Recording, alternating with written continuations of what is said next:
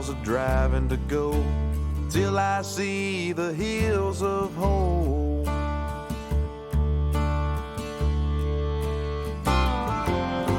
Got everything I need in the back of my truck. Now all I gotta do is get the job done.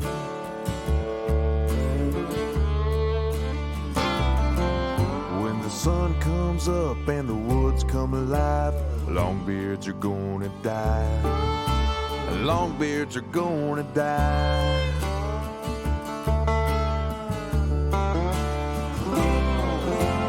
Red, white, and blue heads, beards, and spurs. When he flies off the limb, I'm gonna rock his world.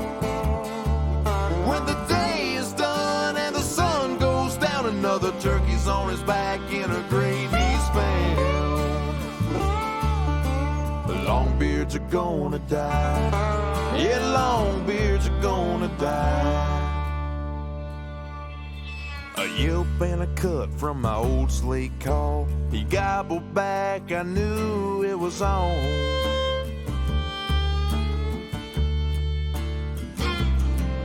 Up against a tree, down the barrel of a gun. He don't know what's about to come.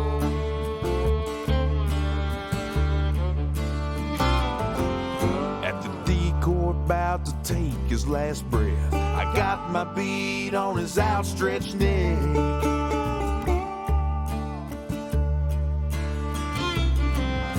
The last thing you'll feel is a face full of fives. Longbeards are gonna die. Yeah, longbeards are gonna die.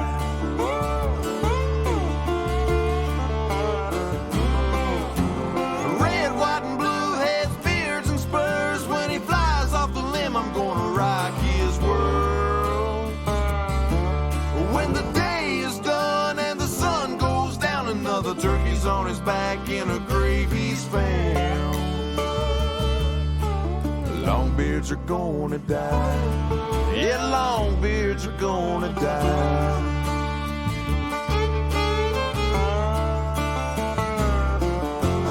Eastern Kentucky down to Tennessee, gonna finish it up in Missouri.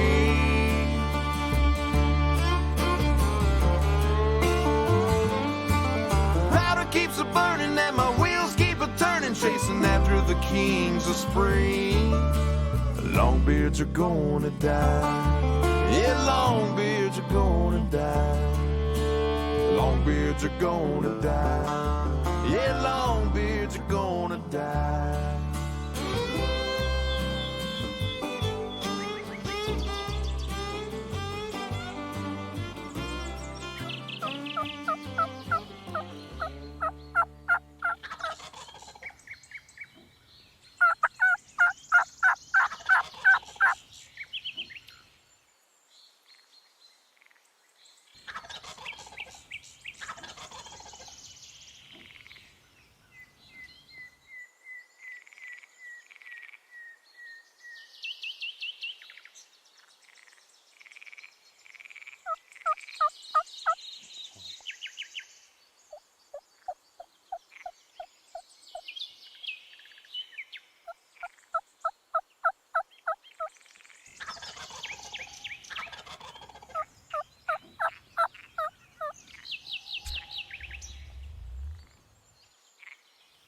Yeah, he's coming. Here he comes.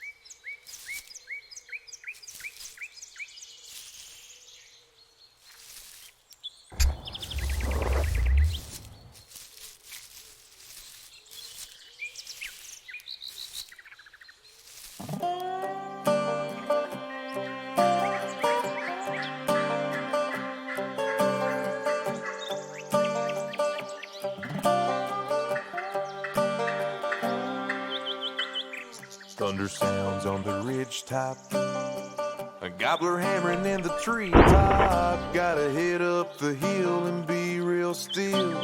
Ain't nothing else to give me this thrill. Wings beating on the branches, caught a glimpse of where he landed. He's 100 yards coming, now he's running right down the end of this loaded gun. I'm a running gun from the break of the sun. Gotta cut 'em off and get in front. I can't sit in a trance, I take the chance till I find one that wants to dance, son. Sometimes I wonder about my never-ending hunger for chasing thunder.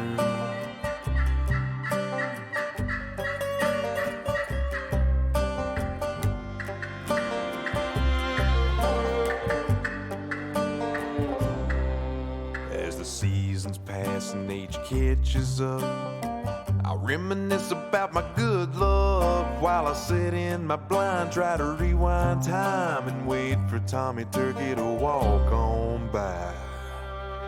I'm a running gun from the break of the sun. Gotta cut 'em off and get in front.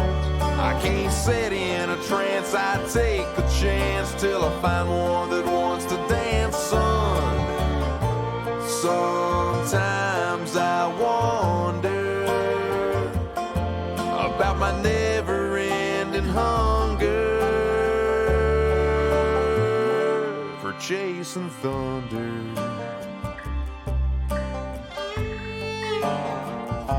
For chasing thunder.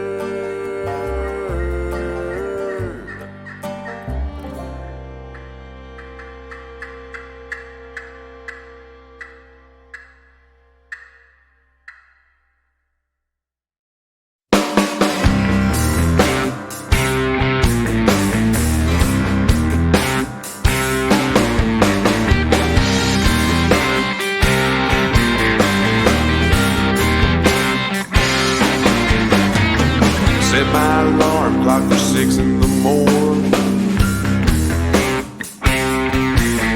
but I jump out of bed about 10 till 4.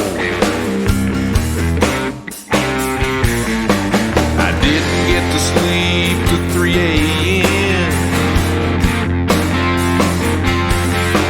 Thinking about gobblers and big ripe hens,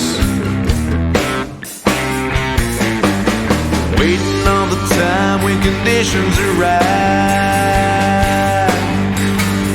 It's turkey time.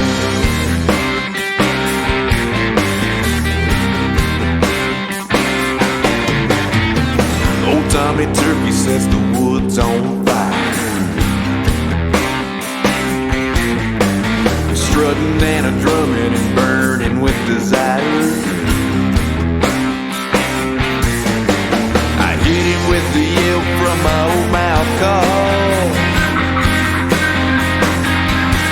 and he turns around and listens, fans his feathers out tall. Come a little closer for a real surprise. It's turkey time.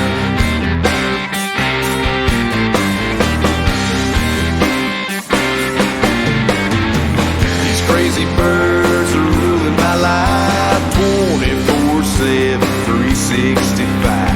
Spending my life chasing a dream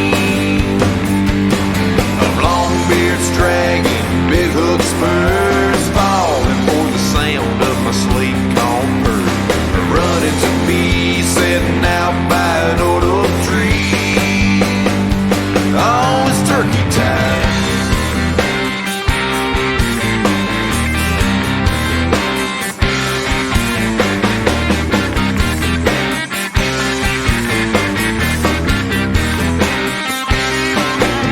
Got a chalk white head and it's turning blood red. His beard's a swinging like a noose. This could be the end. 6 50, 40, 30 yards full throttle. Then he makes a stand with his last big gobble. Mashed potatoes and gravy on a plate just right. Oh, it's turkey time.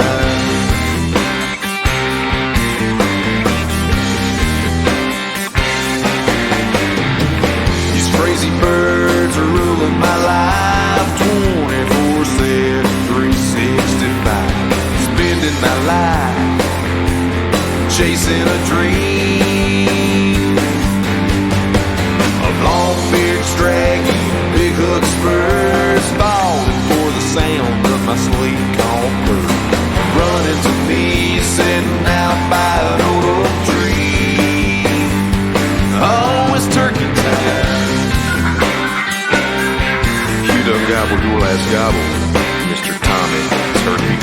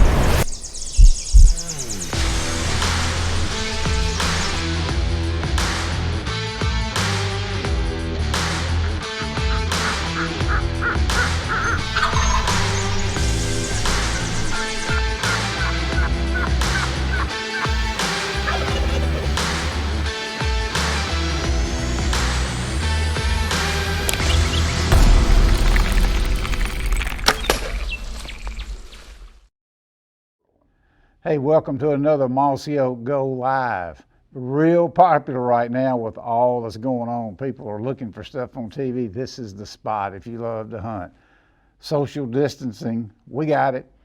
Best turkey hunting footage ever, we got it. It's all right here on the Osceola Go app, and it's always free. And if you missed the live version, we'll stream it right afterwards. So can't wait to see what's coming up. Growing up in the 90s, my first exposure to turkey hunting was through my VCR. Even though I grew up in some of the best turkey country in the world, the Missouri Ozarks. I learned from the best, guys like Will Primos and Toxie Hayes. I'm Will Primos. I'm going to give you 3 tips on locating turkeys or making a turkey gobble when you want him to. On this particular hunt, we wanted to bring you a good solid fact that you could use this coming spring. Watching them hunt their home state of Mississippi. Come experience the South's warmest welcome, Mississippi. So this year, when I got the opportunity to hunt the tall pines of the Deep South, I didn't waste any time getting there.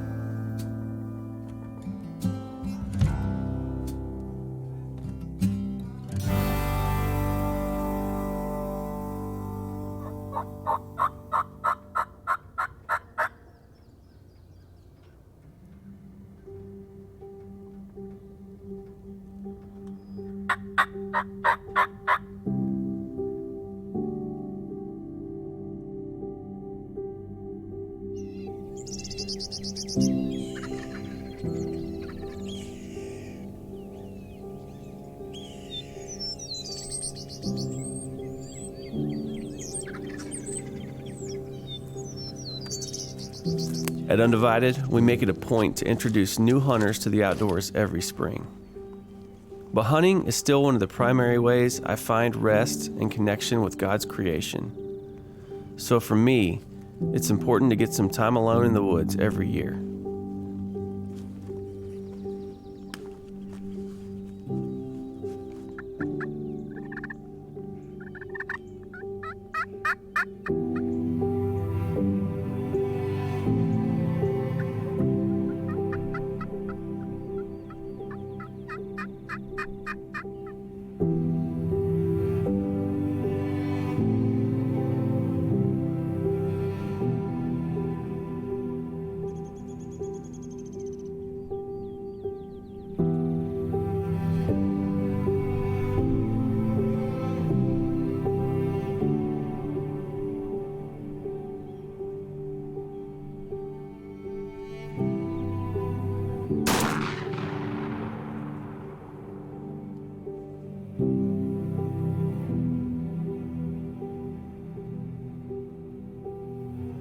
The first turkey of the spring in another state checked off my list.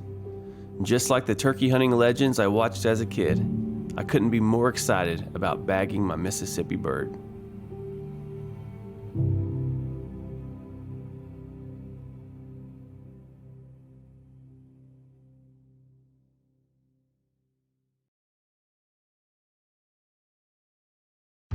For over 30 years, our staff has made it a point of letting turkeys test our camo.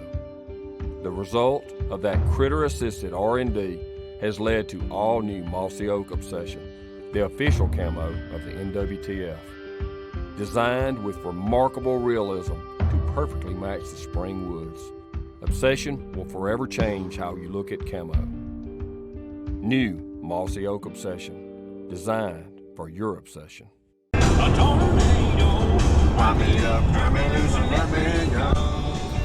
I'd filmed in Texas once before as far as turkeys, but I've never shot or hunted turkeys myself in Texas. Was that when y'all took Lee and Tiff down there and got some of that awesome roost footage? Yeah. We'd never been to Texas as far as hunting for ourselves. never shooting. And once again, it was like a pretty big size farm, but a place still we had never been. We didn't know how to get there. We were just hoping it's like, the pins drop down here. I guess we'll just drive down this road and hopefully there's supposed to be this big rusty gate and we have no idea where we're going. And it wasn't what you think of like South Texas, you know. 50 birds on a roof. Yeah, definitely not that. This is in the Panhandle. This is Panhandle. Okay. This is like, hey, there's a creek bottom, and if there's a turkey here, he's in the creek bottom. It's basically desert. So we're like, let's just drive down there, make a call, see what happens. They don't really know. They say there's probably turkeys, but they don't really know. So we're just kind of going in blind. We're going to get there this evening and check out kind of as in we're going in very blind. We know where the farm is. That's literally it. Just call once and kind of see what happens. But if we were smart, we'd get our camo on and then start calling. But we're pretty anxious, so we probably won't do that yet.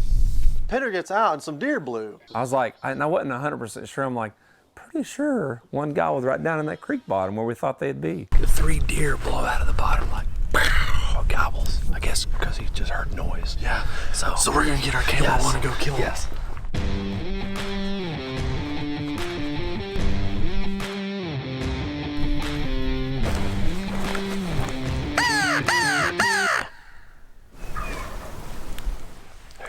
Hit him with that crow call. The crow call. Yeah. Still got one. Let's just try it.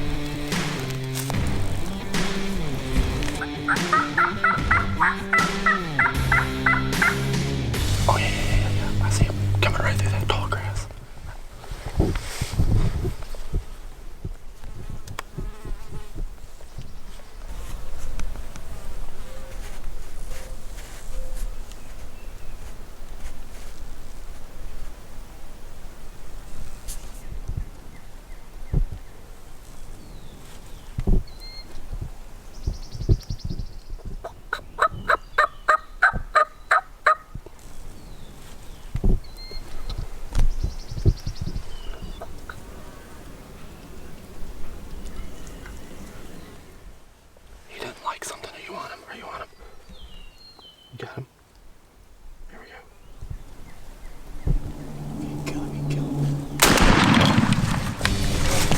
If I can kill him, I can kill him. 10, 15 minutes in Texas and we got one down, baby. Yeah, baby. No spur. No spur. And no spur. No spur. The spurless gobbler. Yep, no He got spur. like little bitty bumps. But look, he's got a huge giant beard. Dude, he knew something was up. Yeah, he did. But a little too late. That was awesome. That was awesome. First turkey I've ever shot too. That I mean, he's a big old mature turkey. Had a rope and no spurs. Not a lick of a spur. But So, that was our first 15 minutes in Texas. yeah, and so you know you do that in the first 15 minutes, and you're like, God bless Texas. It's gonna be a Pretty good. God bless Texas. This is That's exactly right. And so we're like, man, it's gonna be a good 3 days in Texas.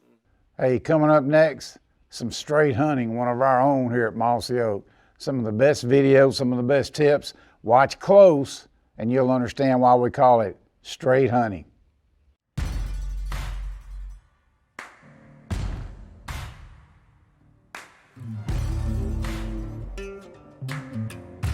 Florida is my favorite place to turkey hunt, by far. It's just phenomenal. And these Osceola, such a pretty bird. Dark colored, smaller turkey, giant hooks most of the time. And this place is just awesome.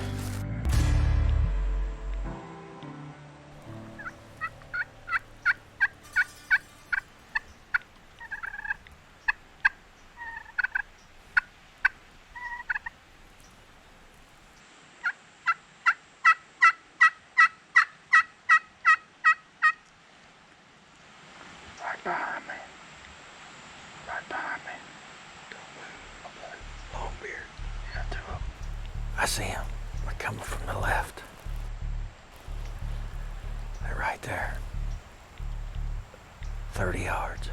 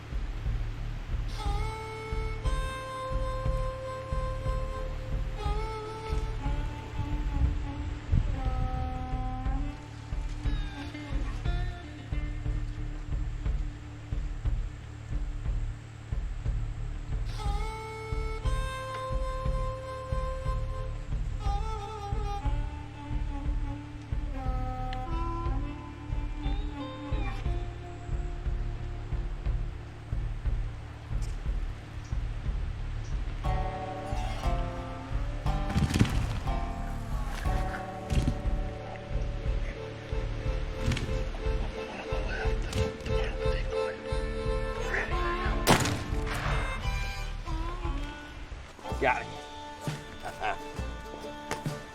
Oh, he's done. Man, 30 minutes. Didn't take no time at all. Game over. Oh, man. Look at them hooks. Been here literally hunting about 30 minutes. We set up and I don't think we were, literally, we weren't there about 10 minutes, but coming in here took about 30 minutes. But, man, great start to Florida. I mean, this place is awesome. Box 11 Ranch. I've been coming down here for literally 20 years. And there's no better place than what these guys have going on. but it's just phenomenal. And these Osceola is such a pretty bird. Dark colored, smaller turkey, and giant hooks most of the time.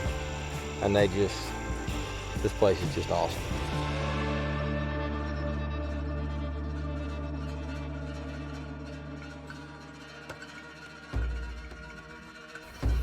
All right, first hunt of the year down here in South Florida. This morning we got close to killing one, but didn't quite seal the deal, so we went and grabbed lunch, and we're back out here. It's about 1 o'clock. So we're gonna ease up this fence line. We've got a spot in mind where we know some turkeys are gonna end up being later this afternoon, so we're just gonna go ahead and get in there early, and they travel down this long lane going to roost. So we're just gonna kind of set up and call every 30 minutes and just, you know, your typical afternoon hunt, just, you know, sit there and wait and call and be patient. So we're gonna ease up here and see what we can do.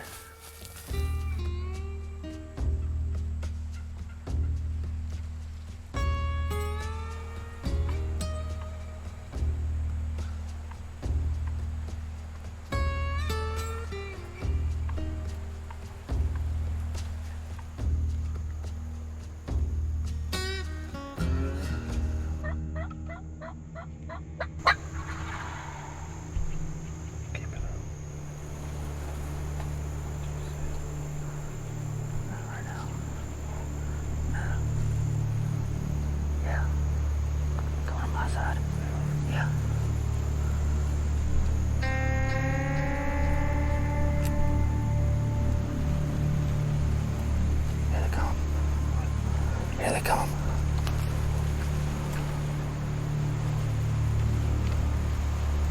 They're drumming.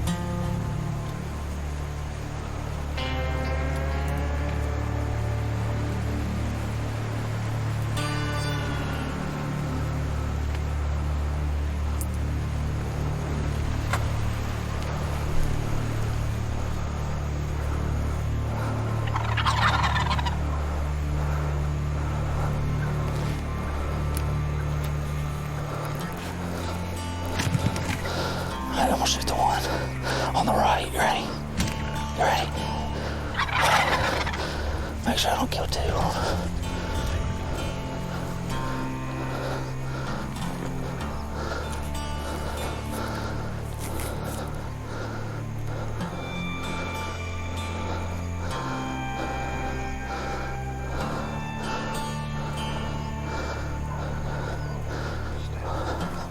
On the right. You ready? Oh, dang it.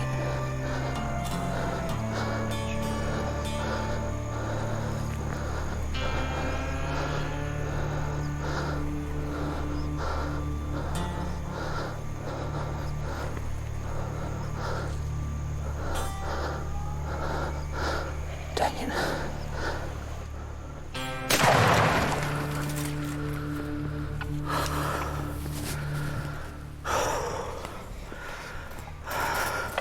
I just body shot the turkey so hard.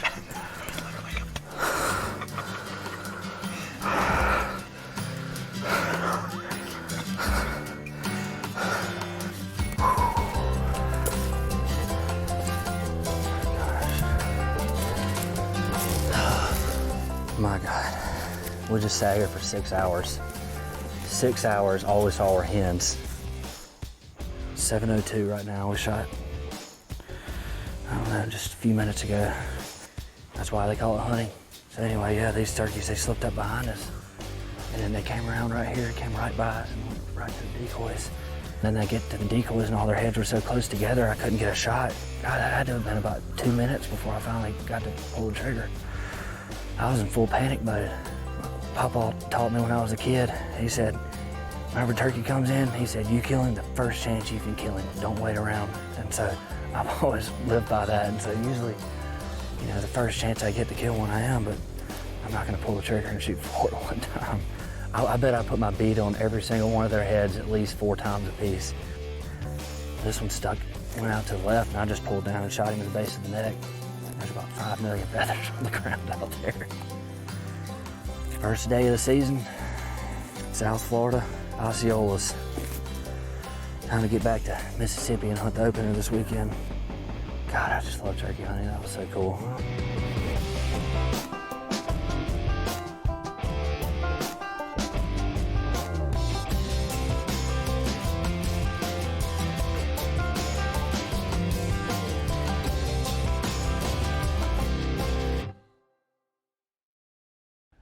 Hey, you look at some of these hunts on the Mossy Oak Go Live app, and it's like, wow, man, them guys can call. They're good. They never miss. They're always in turkeys. Not necessarily the case. Here's a comparison between two of my favorite turkey hunters. One of them is Mr. Jim Bedwell from Bent Creek. They called him the Butcher. And the other one's Paul Butsky. Two completely different styles. The Butcher, Mr. Bedwell, he said, I like to cluck them out of the clear cut. Hardly called any at all. Butsky, he'll let her rip. But you know what? They're both successful constantly, which tells you your style versus their style doesn't matter. Again, it's all about the situation. The word obsession encompasses the mindset of everyone at Mossy Oak. We obsess over hiding from, chasing, and conserving the critters we pursue. In this episode, we follow a longtime member of the Mossy Oak family, Mark Drury, as we dive into his obsession with the wild turkey.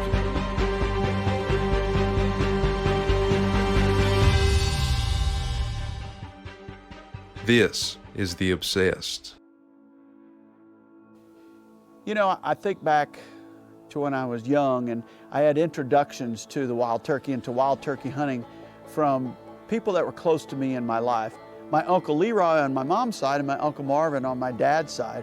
Both of those guys were passionate turkey hunters. They started turkey hunting when it first was allowed in the state of Missouri in the early 60s. And when I was a kid at grade school, they used to go out, and when they'd kill a turkey, it was a big deal because they would bring that wild turkey to the grade school and they would show all the kids.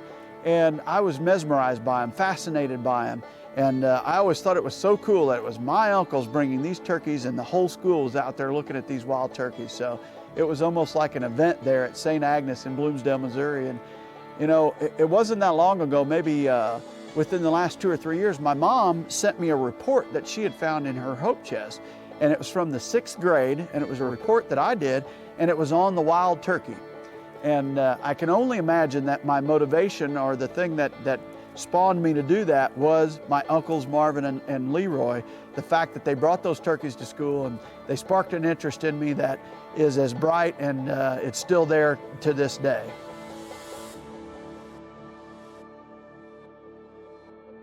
I started turkey hunting when I was 14. Obviously not old enough to drive, and Dad, I mean, he was constantly working. So my mom would take me, she'd drop me off on a place where I had permission.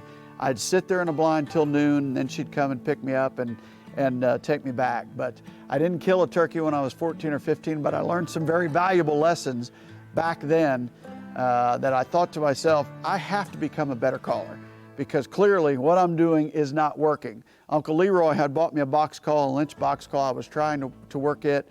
Turkeys weren't coming. So I said, if I'm gonna kill a turkey, I better become a better caller. I was 15 when I started competitive calling because I was not old enough to drive to the first competition we went to. A friend of mine took me to the Jefferson County amateur turkey calling contest just south of Festus, Missouri. And I went there and I placed 3rd in this amateur division. And that sparked an interest in me. I was like, this is pretty cool. I'm competitive by nature. I started looking up other competitions to go to, and I started traveling, started buying other mouth diaphragms, trying to get better. And slowly but surely, I did indeed get better and started placing in some local competitions, and then started placing at state competitions, started meeting different friends, Steve Stoltz, Jeff Probst, Keith Wallach, Drew Jones, Gary Williams, and started picking up tips from these guys that helped me get to another level. And you know, I kind of took it to an extreme and started calling all across the country. I first called for Sexar turkey calls out of St. Genevieve, Missouri. I eventually ended up calling for Quaker Boy and then Primos, and I represented those companies in different competitions. Won multiple state competitions, placed in the Grand Nationals. I won world voice calling competitions. I won the world two-man team, and just had a blast and met some of my best friends to this day while I was out there on that calling circuit. So I've been ate up with wild turkey since I was a little kid, and I did everything I could to make sure that I mastered the craft of calling. I wanted to be the best caller that I possibly could. And I think I was actually, I think I was probably a junior in high school, maybe a sophomore in high school before I killed my first turkey. But boy, when I killed that first turkey, it was a Jake.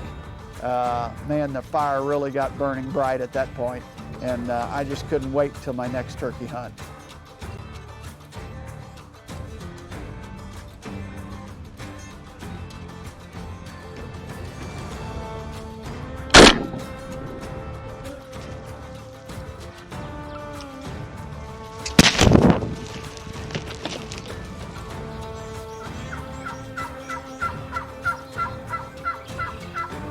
There's nothing like seeing one gobbling and strutting and coming as fast as he could. He was clearly looking for love. Yeah. And he found it in a load of Winchester 6s out of that 20 gauge.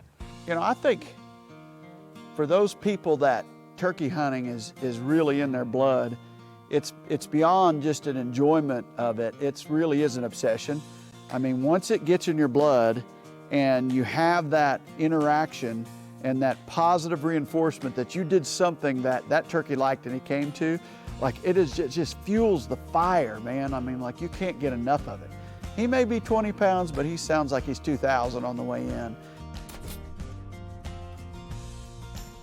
The more you do it, the more you want it. And that's where that obsession comes from. And I think it's the chess match and the interaction. You know, predominantly with deer, you take a stand, you sit there, and the game comes to you. With wild turkeys, oftentimes you're taking the game to them. And when a mistake happens, it's because you made it.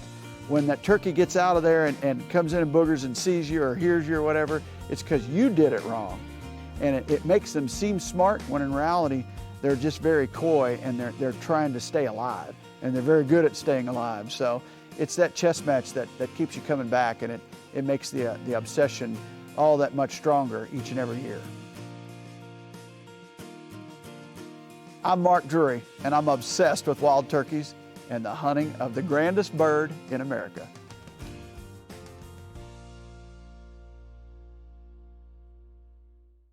Here's a brand new hunt from Deadly Dave from the Pinhoti Project, one of my favorite channels right here on the Mossy Oak Go Live app. Check it out. How's that treating you? Perfect. Like this. Shine a little, oh yeah. Oh, how about that? Some folks already on the road and seeing the road getting burned up a little bit, but not too bad. Oh yeah, like the DeSoto 500 in this joint. So, other than the hot, humid conditions, everything else is clicking right along, ain't it? Yeah, we right on schedule. And had us a little coffee, got a little lead in our pencil. Yeah, boy, we'll have to push out that drilling mud at about 8 o'clock when we hump it about 4 or 5 miles, but we'll figure it out. We'll figure it out. Them wet wipes. But the coronavirus has got all the toilet paper out of the store, so I hope you got something in your vest. I hope you got some stockpiled somewhere. I don't know. The boxes, I wore a bad pair of boxers today, so. I know we got a good sharp knife, so. I'll bet these people like, look at these two clowns. But anyway, it's Mississippi turkey season. When this light over the horizon gets bright enough for us to can see, we can shoot a turkey legally. That's it. In Mississippi, so that's what we going after. Y'all stay tuned.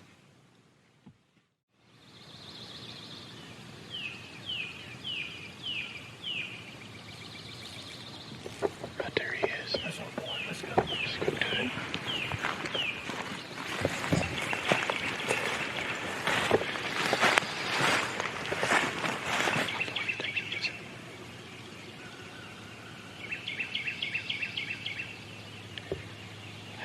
Maybe a buck 50, you think? Maybe, but he's up on that big hill. He's going to sound a little louder. Yeah.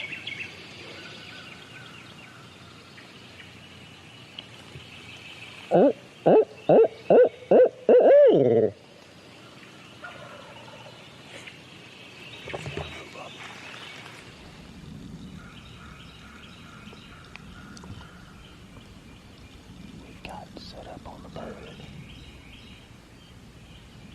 He hasn't gobbled since we've sat down. He hasn't gobbled a whole lot at all. He may have gobbled 10 times as we were making our moves on him. But he hasn't gobbled at the call at all, so we'll see how it shakes out. I think he's up there probably just looking.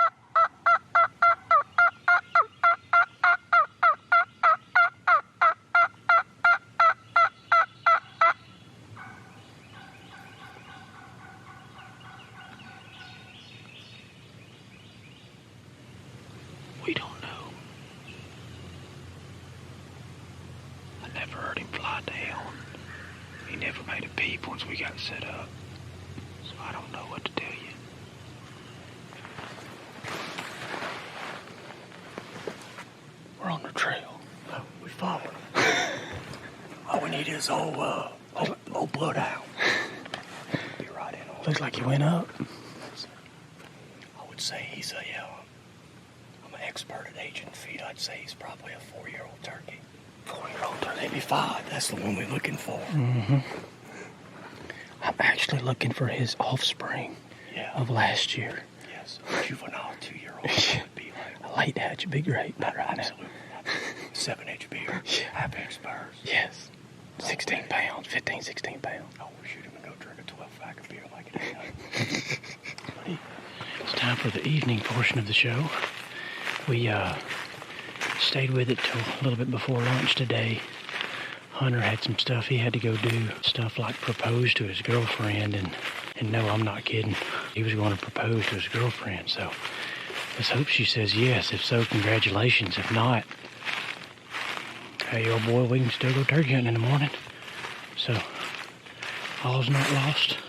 I had to get into town to do some editing because I had fallen way behind on getting footage off SD cards, and now I'm back in here to see if we can roost that bird from this morning. He's a contrary old soul, apparently. This isn't the first interaction between he and Hunter, so he's asked me to come in here and see if we can't hear him fly up.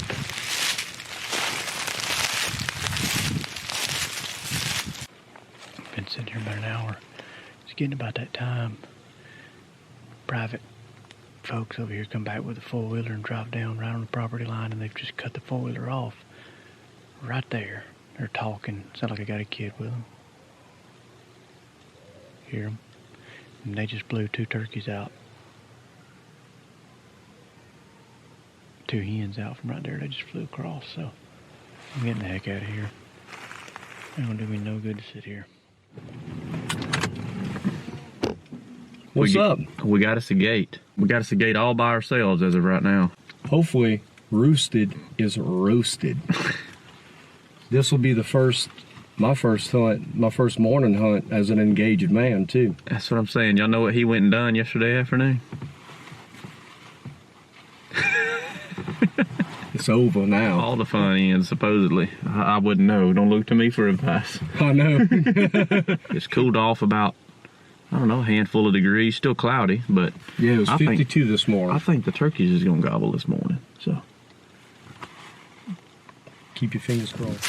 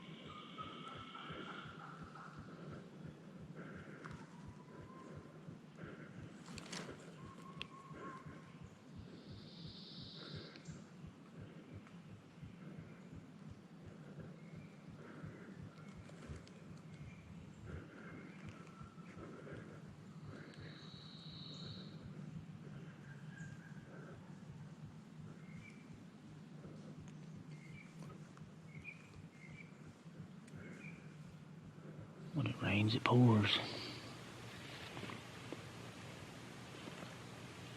Got close to that turkey on the roost.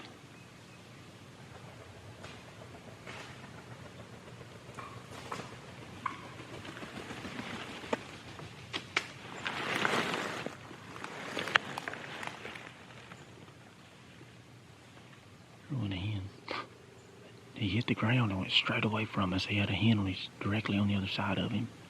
Went straight away. But Hunter's behind me back here, and he hit the call, and the turkey gobbled one time. He just gobbled out there.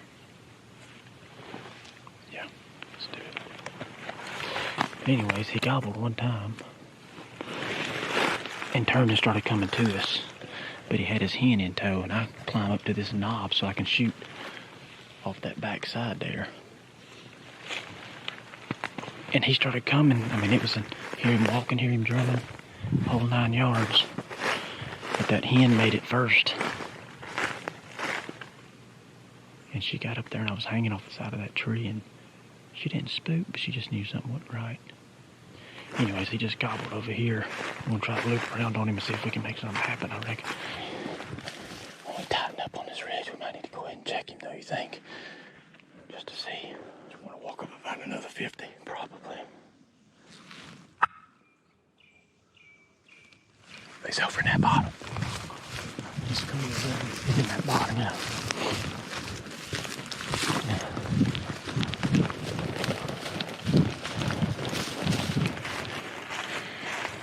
Try to get around on this turkey. Right down here. You think he's gonna come up here or he's gonna be on the front? Probably come up the front. Slip right up there. Yeah.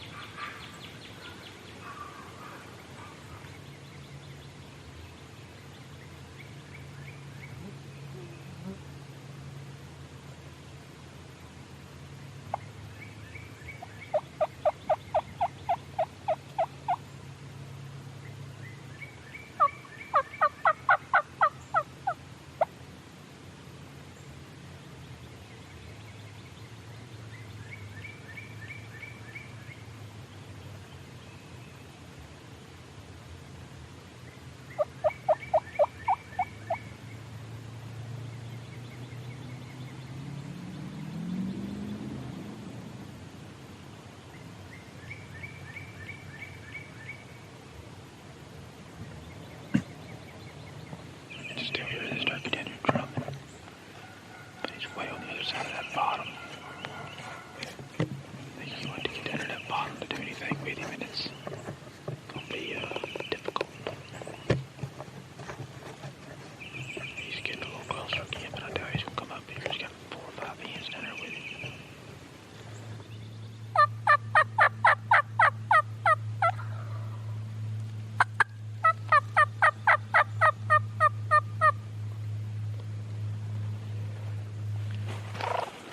Well, we tried to sneak down in here, but they drifted down this creek bottom. We heard the hens we had one hen come back from behind us and meet up with them, and they kind of got in a little bicker match, and that didn't even make him gobble. But then a few minutes later, we got him to gobble at some cutting, but he's 300-400 yards on down there now, so not sure if we're doing the right thing by trying to continue after him, but that's the only turkey we heard gobble this morning, so.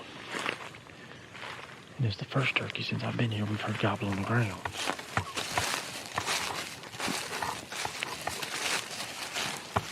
We got close this morning, and that was fun.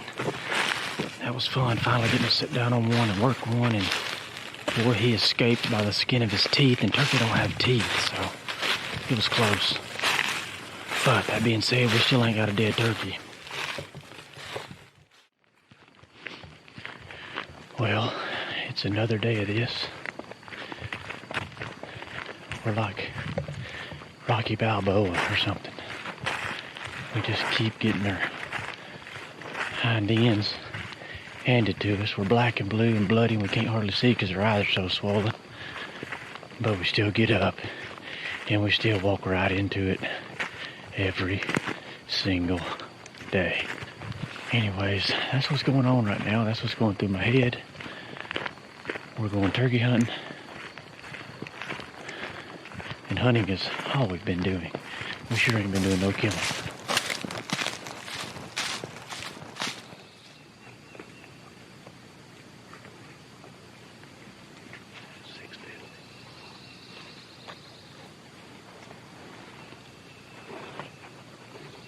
But then the first gobble, same one, because I know like it came right here. Yeah. We might have spun on the limb, maybe.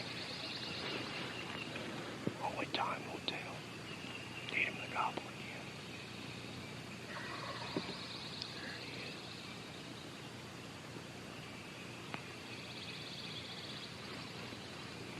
Turkey's gobbled 30 times.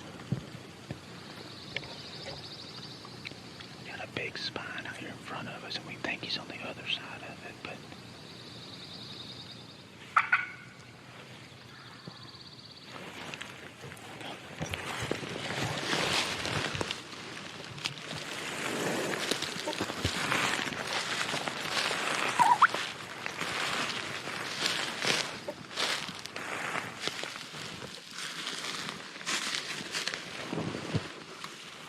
he's got hands picking down to him now.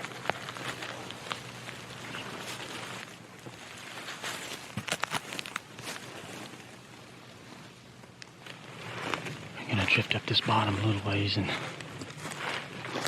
see if he'll keep gobbling a little bit and see what this rain will let us do.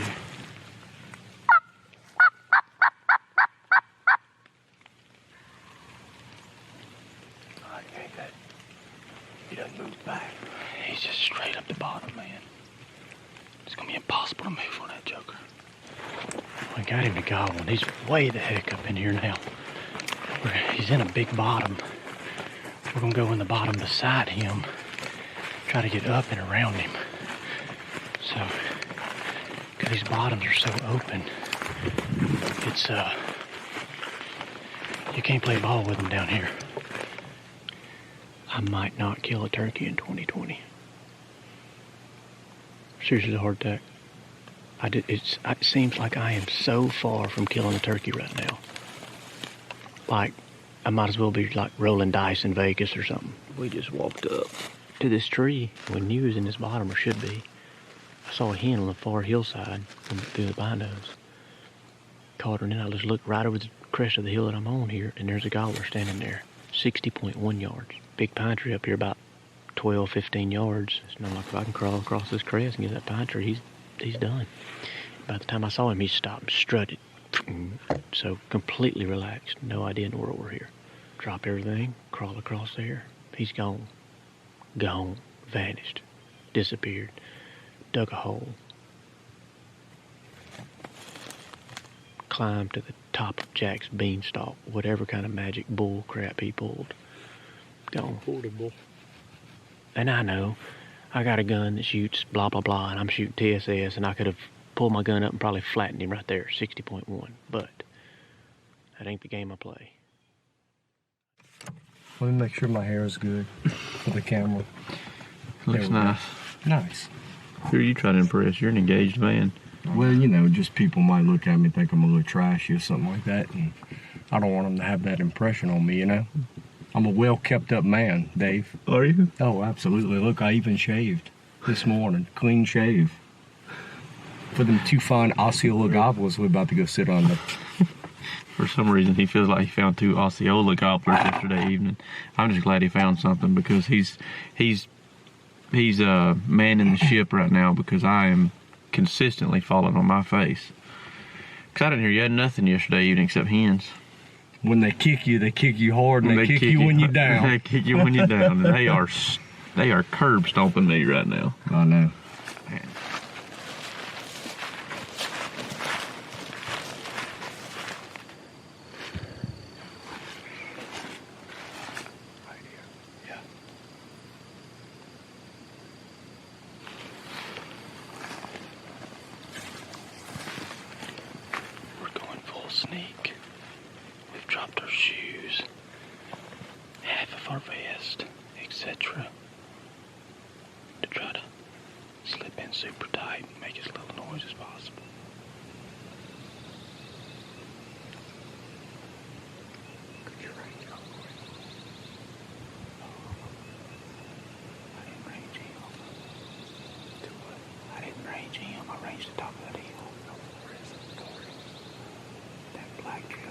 There's 53.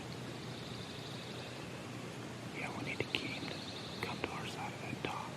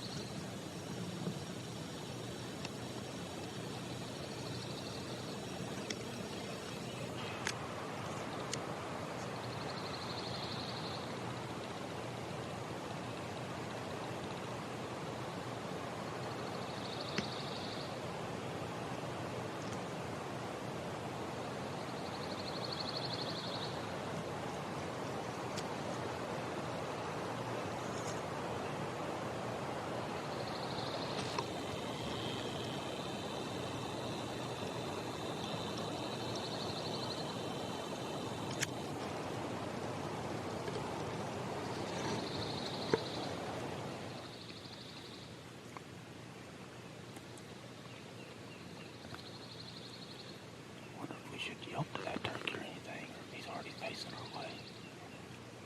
You want me to yelp too? I'm just gonna cluck to him real soft.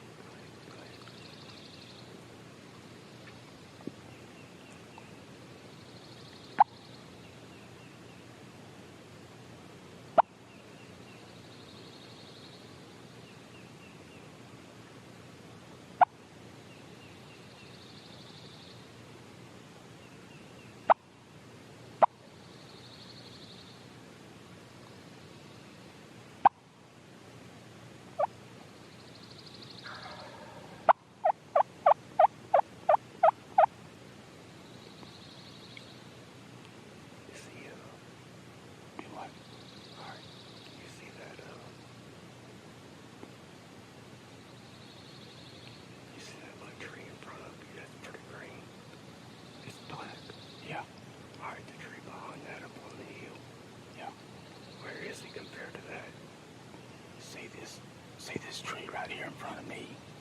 Like 6 yards. This little white tree. Yeah. He's just to the left of that from me. He's probably behind that row of trees for you. Yeah. Okay. He's out there. Yeah. So we can go to that next knob, you think? Yeah, move up. I'll stay back.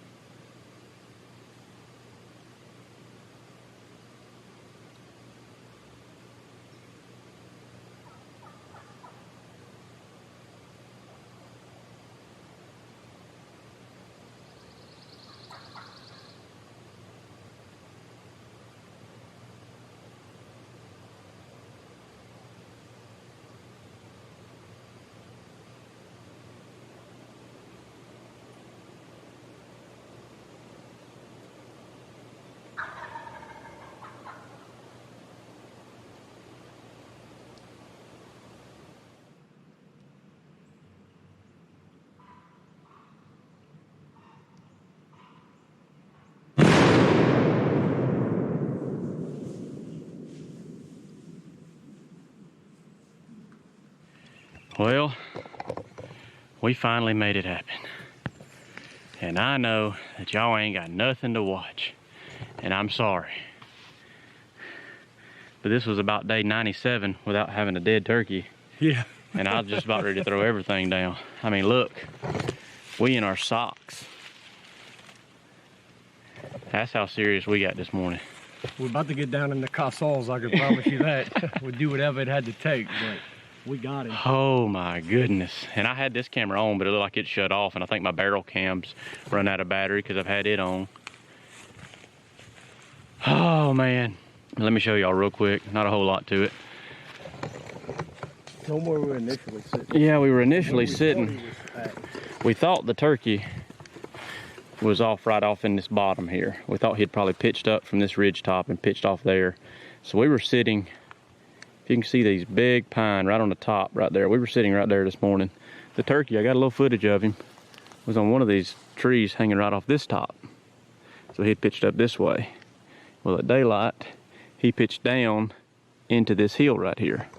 So I made a move from yonder up to here after he'd gobbled, and I come up behind this big pine. Couldn't see, oh, it was this one. I got up behind this big pine here, and I ended up making it to this big one, and this is where it all went down. I slipped around the side of this and I caught him coming across the top of that second knob over there. I don't know, it's probably about 75 yards. And he yelping, and I thought for sure Hunter was yelping to him about, how far are you back there? Probably 50. 50, 60 yards? Yeah. And maybe a little better, but he yelping, and I thought for sure the turkey was gonna take this little spine. It just made all sense in the world. He didn't have a hen with him. I could hear his hens, and they were over here, tree yelping, but he didn't have one with him. I thought he'll walk down it. Nope, that's just not the way things been going for us. He falls right off into the bottom. So he was being stubborn. I'm sitting right here. I caught a glimpse of him going through the bottom there. And then he gets, if y'all can see this line of 3 trees here with some little junk, he was directly in line with that. I go to yelping to him. Hunter's back there yelping to him real light. We didn't give him a whole lot, but we did. I kind of responded to his drumming a time or two. He would gobble at it. He wasn't burning the woods down. He wasn't gobbling on his own, but he was gobbling at us. We never really, we never pushed it. We never pounded him. But I could tell he was finicky. He was like a, he was, I don't know, he's a little bit touchy. But anyways, after how long did he sit down there? Probably at least 5 minutes.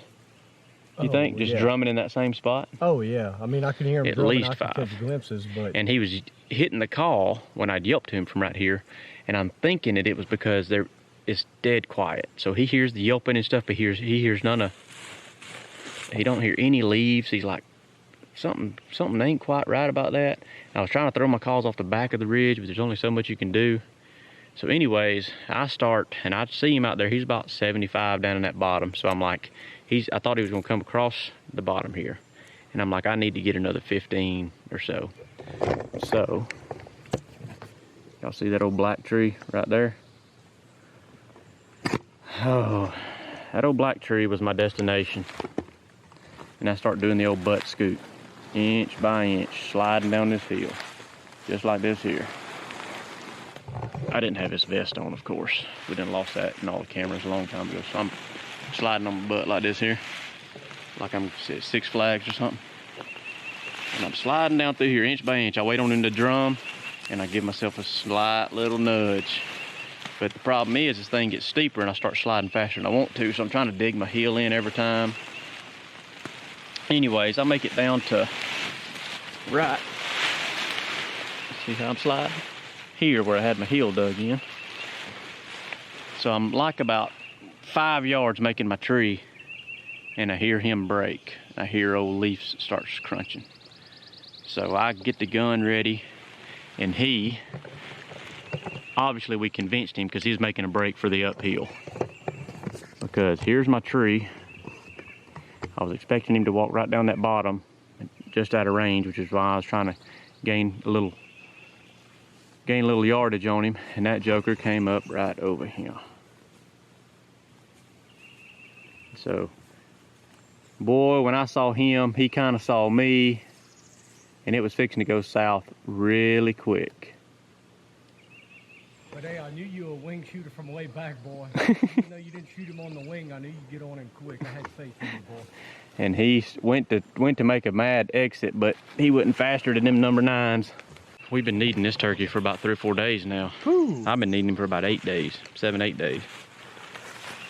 Oh man, but yeah, the video's gonna be terrible. It's probably not gonna be anything that you are gonna want to stomach, but it was time for one of these jokers to die. We'll try better on the next one. I reckon you can call us the Barefoot Bandits. Oh man, it worked though. Yeah, we've been pulling out all the stops.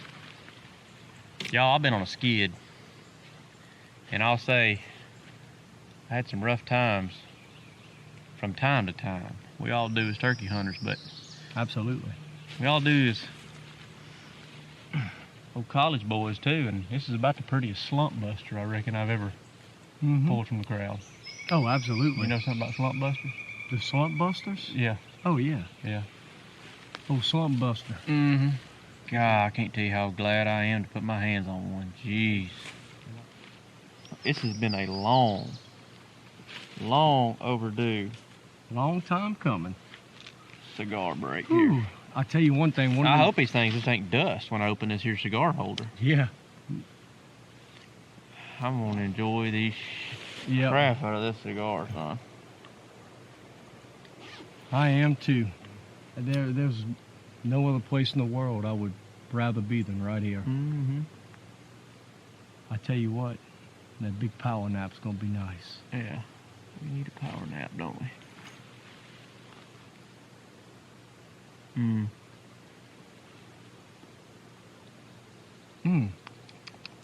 Cigar's good. I'll tell you what, man. Has a good little taste to it. Thank you, buddy. You have no idea what you just did for me. Me too. Even though you don't pull the trigger, it's still... When you're in the game, you're playing the game. That's right, that's right. Hey, anybody that follows me, Mossy Oak, whatever, knows who Cranky is. He's my youngest grandson. Who he was on an epic adventure last year. Took 2 years. He finally killed his turkey we were after, called the Devil. Well, we're just right back in the groove now. Took him just a couple of days ago. I think you'll like this because, you know, that learning curve, especially when you're like 7 years old, it can be pretty steep. Check this out. Pop is 16 minutes early. No surprise. Hello. Morning. Morning. Did you find all your gear? Yeah, everything. What's up, dog? Not much. I'm wondering if I still have that snack bag from last year in here. If you do, are you gonna eat snacks from a year ago? Yeah. Or Yeah. 2 years ago.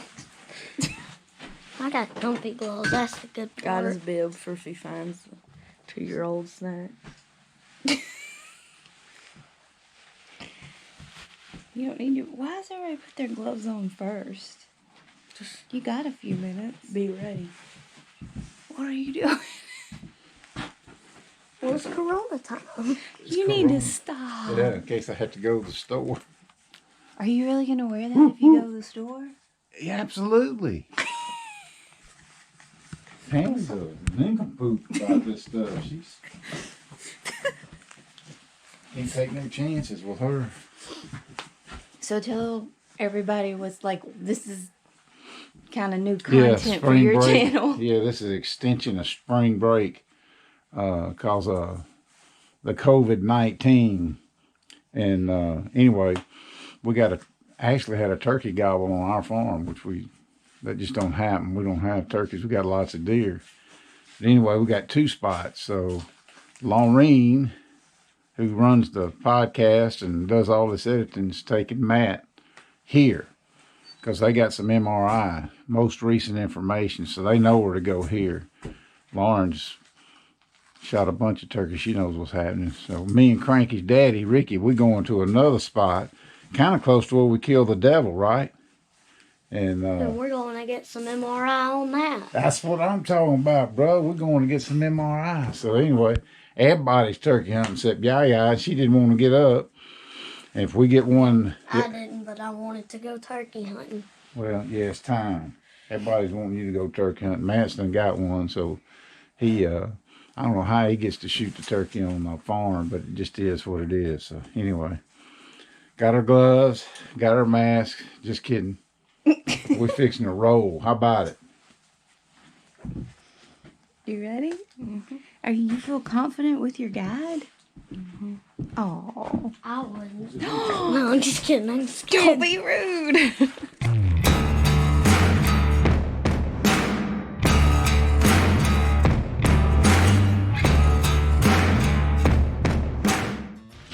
You got a good push button call, slate, got a crow call. Mm-hmm.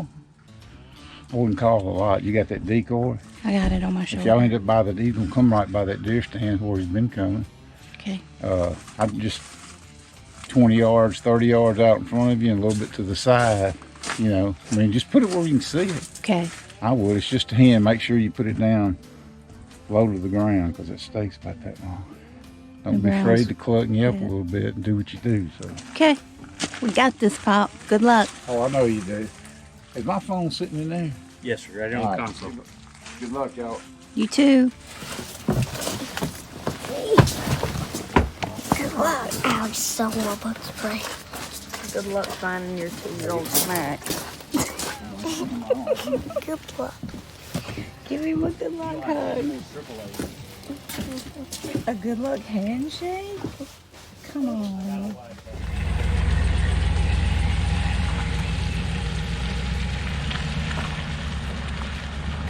Well, they're gone. We kind of got a long time until it lightens up a little bit. Yeah. What do you think we should do? I don't know what to do. Sit here. Just sit here. Patience is a virtue. Nice. Hear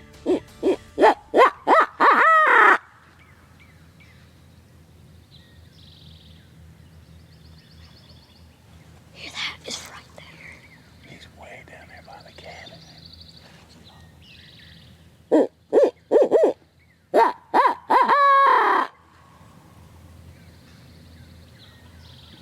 Right there. It's right there now. It's all down this side. We might have gotten a good spot.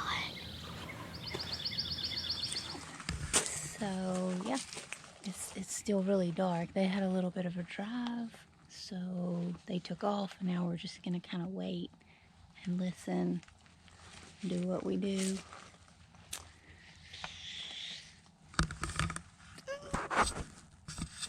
What are you doing? I'm checking the time. What time is it? I don't know.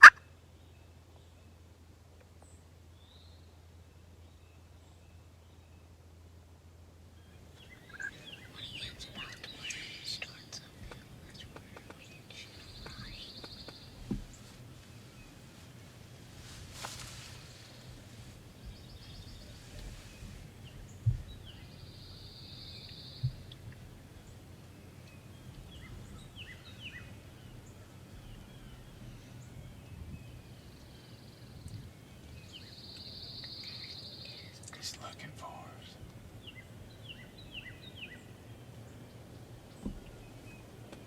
He's strutting. Never seen such a red part of the turkey. It's red part super red.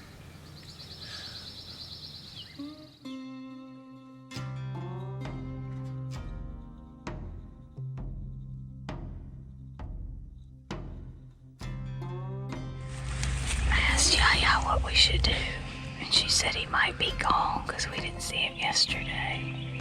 And she said his main time's around noon, so maybe we're here too early. What do you think? Probably. Because you don't know where we haven't identified where he lives. We just know that he comes around sometimes. Do you think we did everything right? It's kind of like old people at Hardee's. It's like you don't know where they live, but they're there all the time. I don't even know what that means. Never mind. Did you feel confident about our little setup, though? Oh, yeah, I like this. I got a pretty good shot. Just didn't get a shot.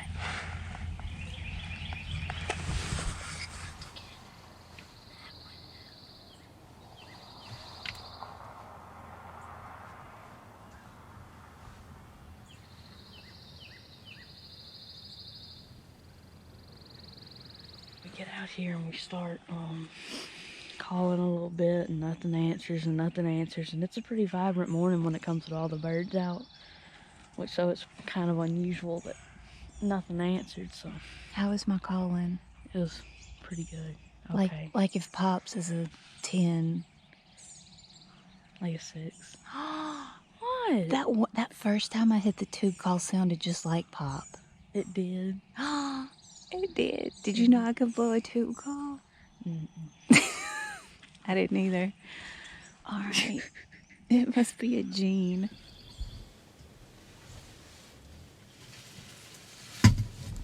Come here, get on the gun, get on the gun.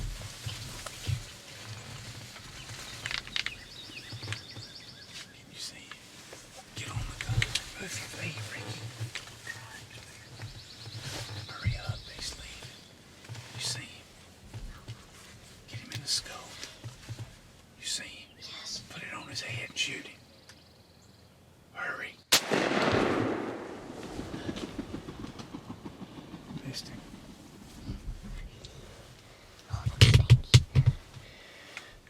Well, that was a turkey hunt.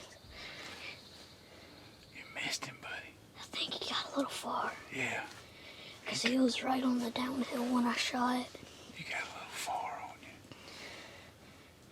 We may have to move up to it if we'd have brought Yaya's gun. I know. If we would have brought Yaya's gun, we would have shot him right there. Yeah. Well, we learned a lesson. Well, at least we had a hunt. So what should we do now? We're in the lull. You can go see if Yaya will cook us some breakfast and then maybe come back before you have to go to online classes. We'll see. Are you happy? Yes. Are you glad we came? Yes. All right, let's go. Got quite a walk. He was looking for us. You see him strutting? He was looking for all that yelping. And that was a big one, too. Yeah. Well, you can't. Hey, at least we had a hunt. That joker came way off. At least we had a hunt. What you think? I was so scared of that bird away. I thought it was an orange hat in the tree. It was so bright. He put a show on for you, didn't he? Uh-huh. Well, okie dokie. We'll have to try it again some other time. Swing and a miss. What you think? It's the first time I've ever missed something when I go hunting. Hey, let me tell you something. It won't be the last. Where was he? People miss all the time. He had started boogering when I was trying to move the gun over here. So Did you see where he was like coming out and stuff? I didn't see anything. He came off that path and started strutting once. And then he got to about where that tree is, strutted again. Ow, I got stung. You sure did. You sure did. You hungry? Yes. Alright. How you think Cranky's doing? Turkey hunting just doesn't come easy to him. I figure he's just sitting there. They probably haven't heard anything since they last texted us. Oh, they're quiet. They were texting me back this whole time, and then they just shut up. You need to go tell Yaya about your morning. Okay. Hang on. What?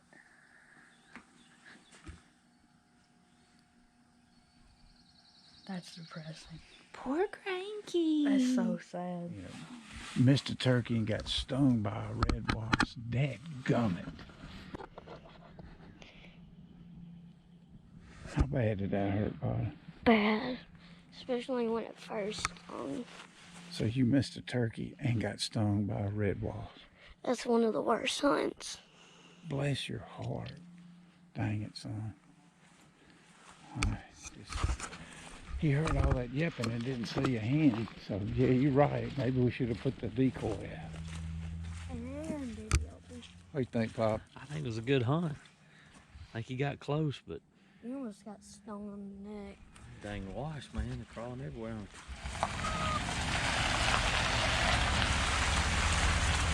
Bringing back another wounded warrior. Oh, no. I had an okay hunt. It was mostly bad. Okay, mostly bad. Do what? Come here. Well, I got stung on the finger by a red wasp. Cranky, are you the world's unluckiest turkey hunter? Probably. Tell me about your hunt. It was okay. We saw a turkey at the last second and I missed, which is the other bad part about it. You think you just got too excited? Was he moving? No, my gun was too short of a range, and so I missed. Did he gobble? No, but he strutted. Well, that's a great hunt. Because we gobbled a lot in the morning, and we heard a bunch, 7 or 8 turkeys. Well, that's awesome. I think that's a successful hunt. You know how many me and Bubba heard? 0. 0. I called all morning, and when he showed up, he was looking, and all of a sudden, he whoop. Did you have a decoy out? No, ma'am. No decoy. No decoy. And we'd been calling every 15, 20 minutes. Once they flew down, they never gobbled again. I didn't hear any of them. They heard them. That's kind of sad because I left my Tetris. But anyway, he just, after everything settled down, he came up in there, and I was like, well, he don't look too interested about that time. He'd take a few steps, and he got on to me for 2 things. Number one, I didn't bring him a 20 gauge, and he told me I should have put a decoy out. It would have been closer.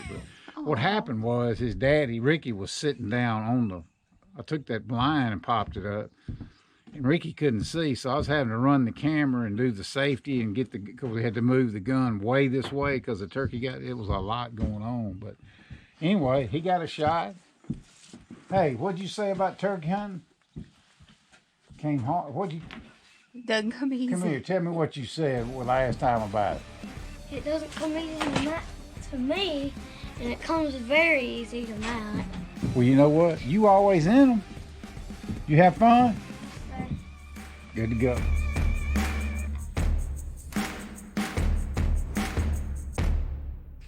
Well, there's bacon waiting for you. I mean, I have bacon. Bacon's gonna fix me. You think? What'd you say?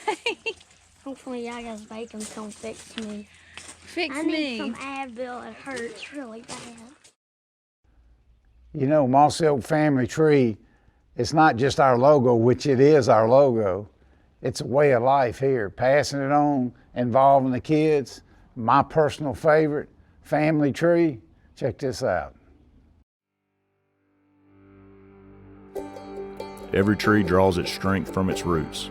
For a tree to grow to its potential, it needs fertile soil, the right amount of water, and strong roots. The same is true for our family tree. The mossy oak tree is our logo, but is also a symbol of who we are. In this episode, we dive into the family tree of Chris Paradise as he takes his 2 youngsters, Michael and Ava, on an unforgettable Ohio youth turkey hunt. Welcome to Mossy Oaks Family Tree. So living in Ohio, it's a long winter, and we do have one major hobby that we do all winter long, and that is baseball.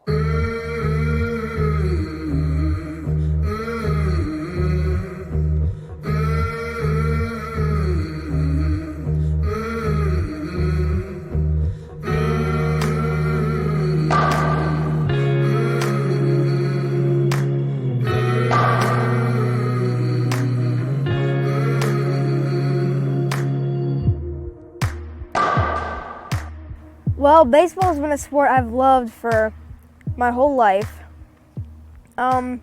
Yes, there are ups and downs in it, but you can fix them easily.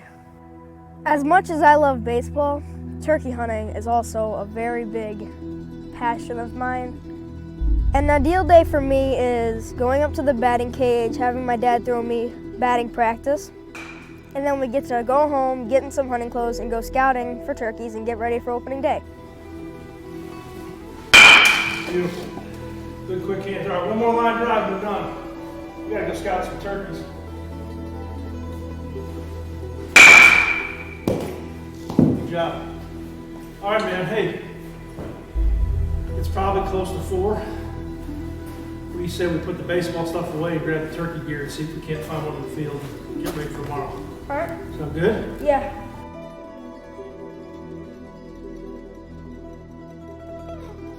What's at least a Jake?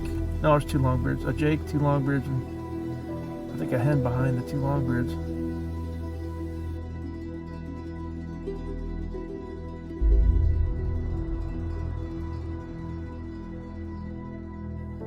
You know, I can remember Mike's first hunt, turkey hunt. You know, he had gone with me a few times duck hunting. He'd sat with me a couple times deer hunting. But turkey hunting was his first real experience of doing something, you know, on his own.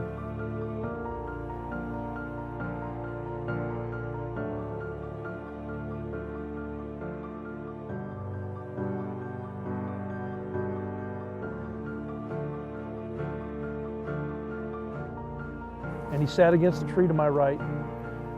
And all I can remember is looking over, and everything he'd worked on, he was locked and loaded, down on the gun, ready to go. I called again, turkey gobbled, and he stepped out about 25 yards away. And all I remember hearing my son say, which is so vividly etched in my mind, is, "Dad, I got him."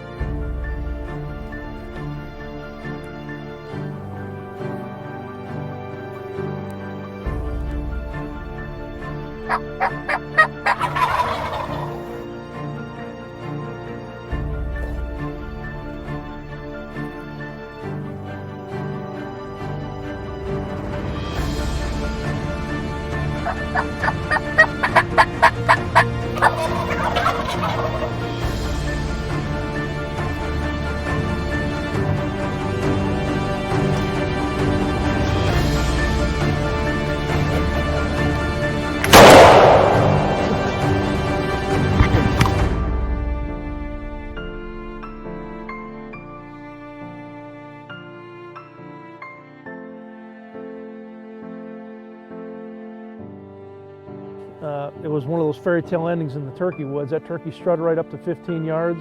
He said, "Dad, I can kill him." I said, "Go ahead," and he shot him. And it was funny because after every turkey hunt since then, Mike has said something to me that I'll never forget. And he always says, "Dad, this has been the best day of my life." And those are the words he uttered that first turkey hunt, is when he hugged me. He said, "Oh my God, Dad, this has been the best day of my life." What's great about that is every deer hunt, every duck hunt, every turkey hunt, I get that hug and I get those words, "Dad, it's been the best day of my life."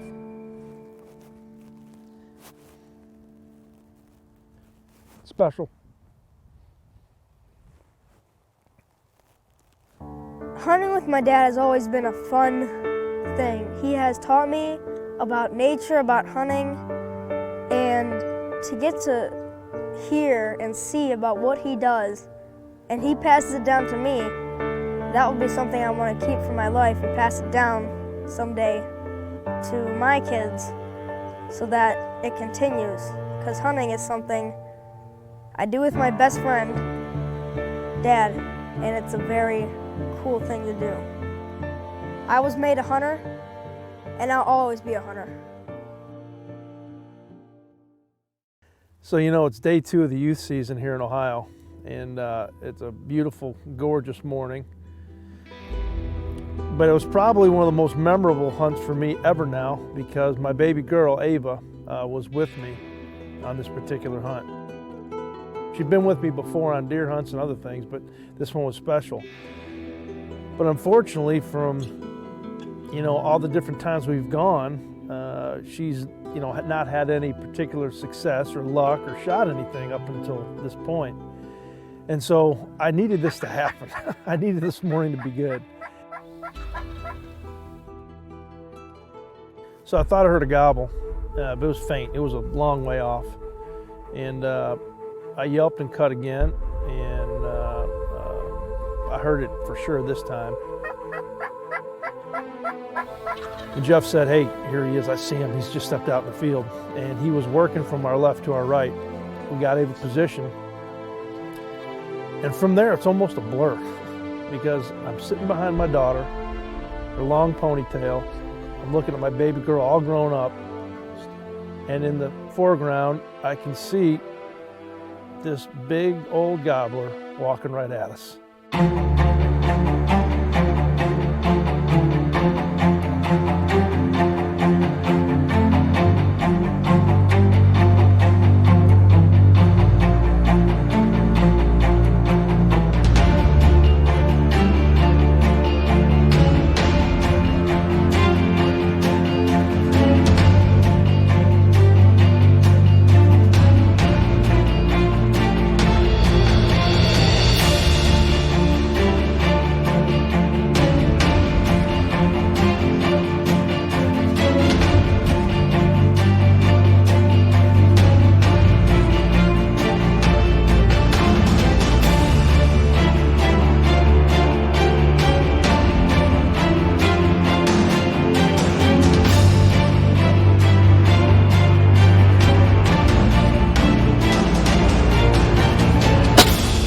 Oh, great shot! Great shot! He's going down, he's going down. Wait, watch him. He's gonna lay right there, honey. Oh my gosh, you did it! Was that fun? Yes. Okay, see him? He's laying right there. Ava, that was an absolute perfect shot. Look at that. That was a perfect shot. I'm still in shock. It's been 2-3 hours, I don't know, whatever time it is now, but I'm still in shock of what I saw, what she did, how she did it, what she's accomplished. And I couldn't stop hugging, couldn't stop kissing her. And she said, "Daddy, I did it. That's the first thing I've ever shot." And all those times, all the times she didn't get something, all the times that we didn't have any luck, man, this morning, I just felt this weight off of Dad's shoulders. And so proud. Hunting with my dad. It means a lot to me because I get to spend time with my dad, and I also get to have fun because hunting is fun, and really it's a great experience for you, and I think you would like it if you did go. Really, I actually do want to say thank you to my dad. I will never, ever forget this moment because I think it was really special.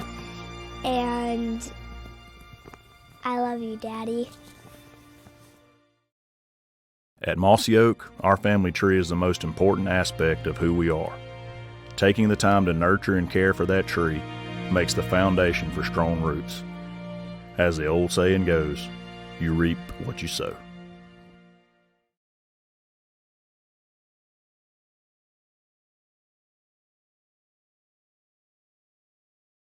You know, one of the best things about turkey hunting for me anyway is it's not a competition. Never has been. You don't score them, you don't post the scores and all that. Don't like any of that. So if you can do yourself a favor and not make it a competition, it makes it a lot more fun. Turkey hunting's the best way to get somebody started. People that have never hunted get a little intimidated about, man, what if I do get a deer? That kind of freaks them out. What do I do after I got a deer down? Not so with a turkey. They can envision themselves carrying that turkey out. They eat turkeys at Thanksgiving, so don't make it a competition. Don't talk about how good your calling is. Invite somebody. That right there, that would make a big difference.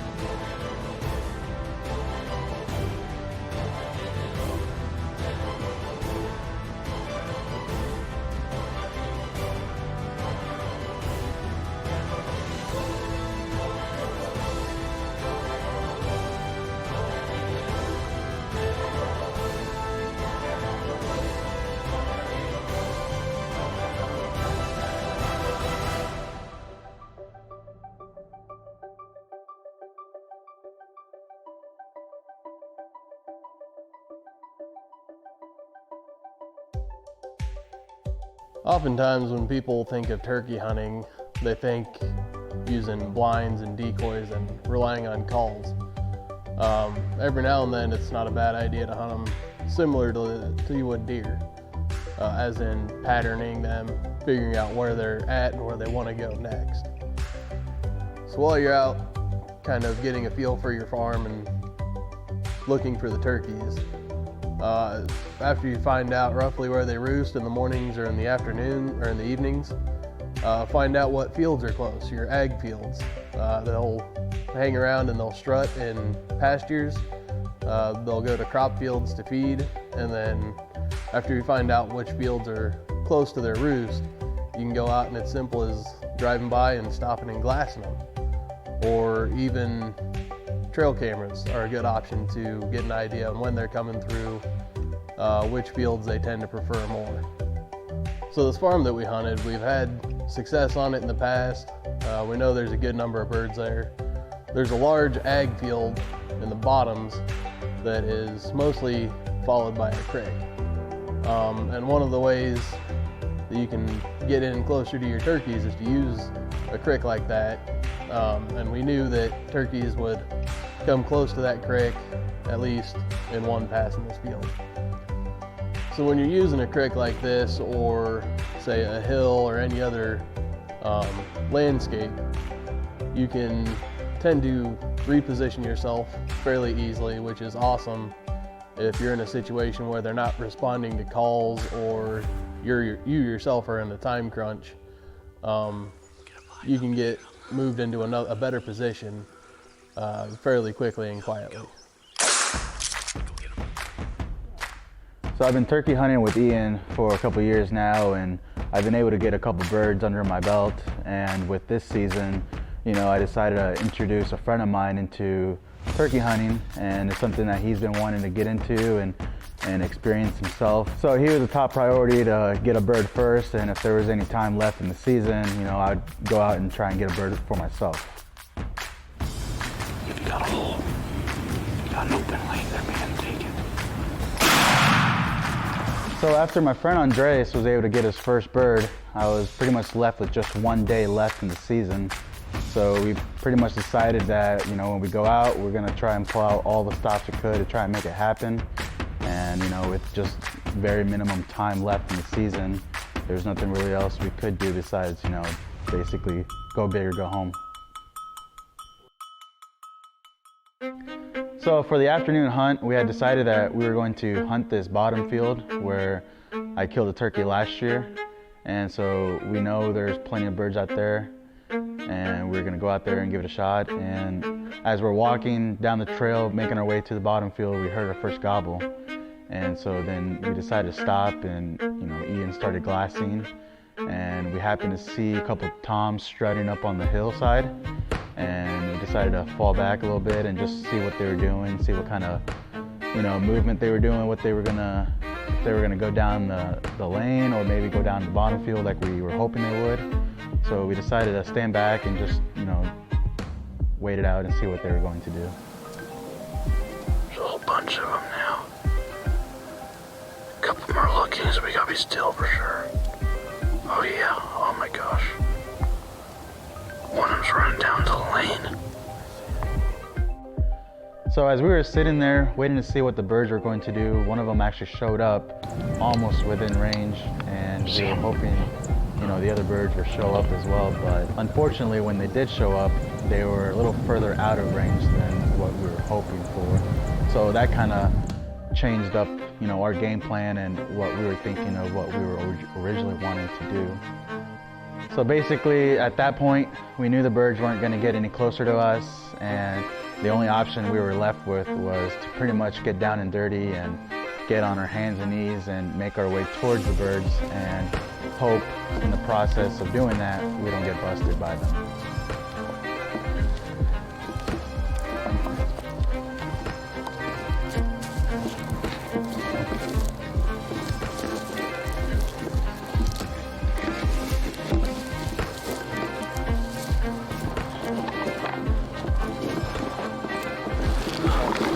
I got you. Let's go.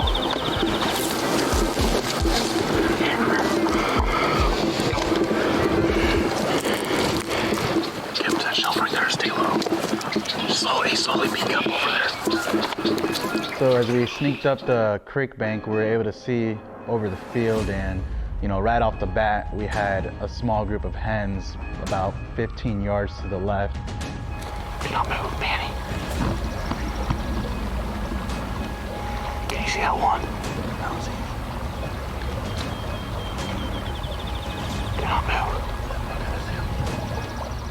And you know, not only that, we also had a couple of does off to our right. So, you know, not only are we trying to get close to these birds, these toms, but now we have, you know, hens to the left, does to the right. You know, at this point, I'm thinking like we're gonna get busted by these, either the hens or the does, and that just made everything, you know, even more trickier than it already was at that point. Wait. Can't tell if it's a Tom or a Jake. Just don't move. It's a Jake. Is it? Yep, his hands to our left. Be very still. The Tom's to the right. The Tom does not see us. It's to the right.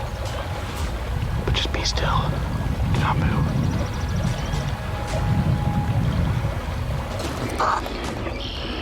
Okay. Get up. Can you see him now? Yeah, I see him. Okay. Do you see that deer? Okay, that Tom's plugged into that Jake. Raise up slowly and kill him. Go after him. Go after him. Go. Don't let him run off.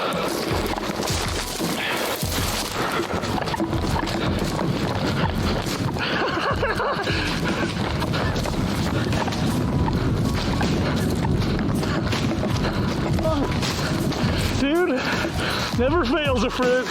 What a sock. Woo! What the heck? Holy smokes, dude.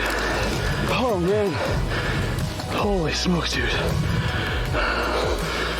What a freaking hunt. That's how you do that. Holy crap. Dude, those hens were like under 20 yards. Dude, I'm surprised they didn't run off. Ultimately, this season was awesome and exciting. You know, I was able to get my friend his very first bird, and you know, the icing on the cake on top of all that was that I was able to get a bird as well with as little time as, you know, we both had for this season.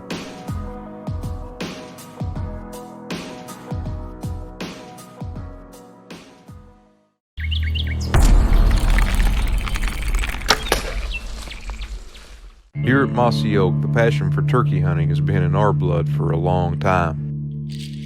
That passion watered the roots for our initial introduction into making camouflage over 30 years ago with our original bottomland, and is still growing today with our NWTF obsession pattern, which in our opinion is as close as you can get to disappearing in the spring woods. Mossy Oak Obsession, the official camouflage of the NWTF.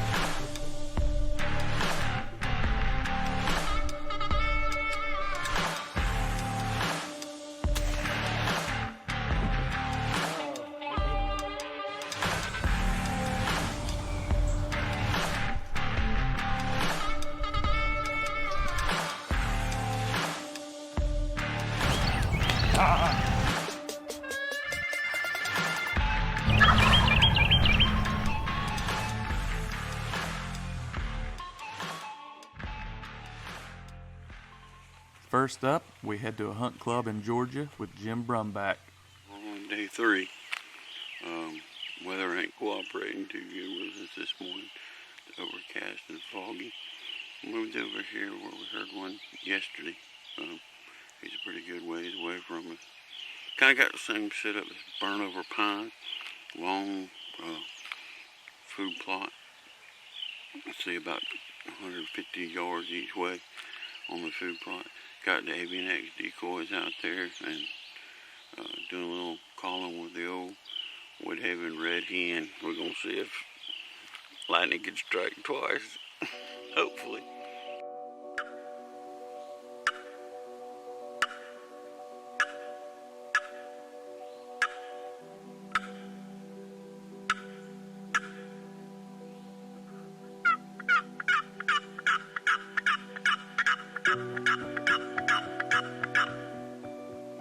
Didn't hear old Tom this morning. We moved around in here 3 different times. Been overcast, a little bit foggy.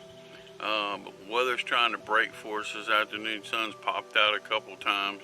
So we're gonna go back in and get us a little sandwich and then get back out after them this afternoon.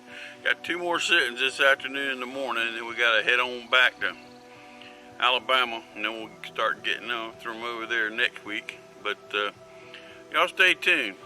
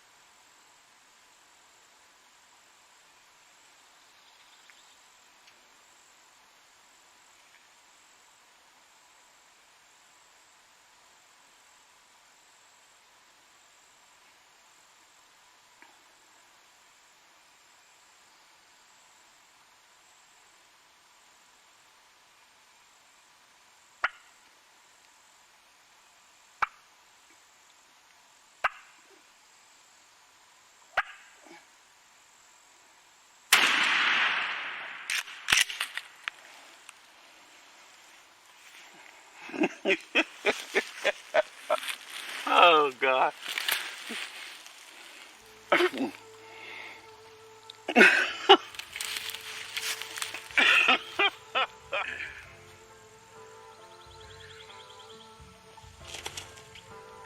This morning I had 2 turkeys roosted. Fella beat me down there. We're in a hunting club, got about 35 members, so you know that's the way it goes. Came to another one of my little spots and I heard some turkeys and I chased them a little bit and couldn't ever get up under them, and I kept hearing one back over here by my deer stand, and so I came over here and put the decoys out in a long strip food plot, and I had planned to stay here till 12 o'clock because rain's supposed to come in this afternoon, and I said, well, let me go ahead and get my blind so I can hunt out of my blind this afternoon. Came back down the road, left the decoys, my avian X decoys out in the road, left all my stuff, my gun, my camera, everything. Turned the corner and I look through the woods and I see 2 strutters around the decoy. So I pull up in the truck and I watch them beat the heck out of my old half strutting Jake. They beat him, poor old fella, he took a whooping for me. So I sat there for about an hour watching them strut, and the old hen, my old breeding hen, he spun her in a circle. It was kind of funny. And then I had to make a decision. I said, well, I don't want to booger them up too bad, so I just eased down with the truck.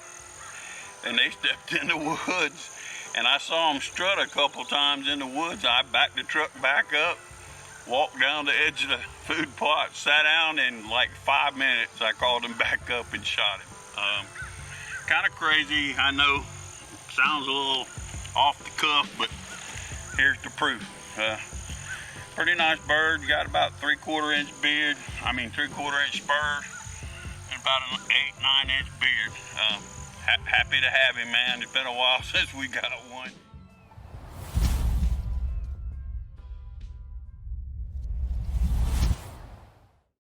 We just want to go over a few little calling tips with you. Something I like to do. We're going to start with a hen waking up on the limb first thing of the morning, fly down, and then she'll just go on about feeding, and we'll get a little excited with some excited hen yips and maybe a little bit of cuts and cackling, and yeah, I'm going to run through a little bit with you.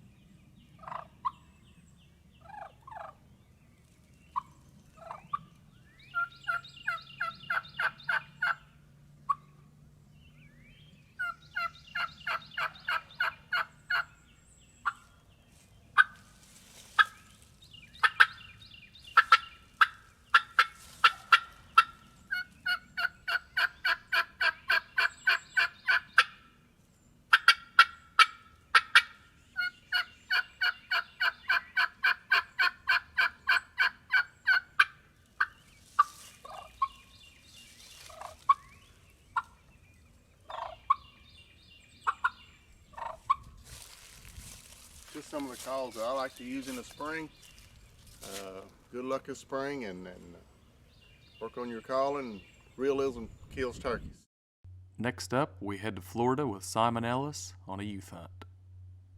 All right, folks, we made it to another spring. It's youth hunt here in Central Florida, up here in Hawthorne, hunting with gator gobblers. I got my youth hunter, Dalton Gay, and his father, Justin Gay. We're on a prime piece of property here in Central Florida, up here in Hawthorne. And we came out here last night to scout. Didn't hear nothing, but them Osceolas usually don't gobble at night. So we got the owls hooting right now. It's about to be breaking daylight on opening day. So y'all stay tuned. Hopefully we can bring y'all some hard gobbling Osceolas.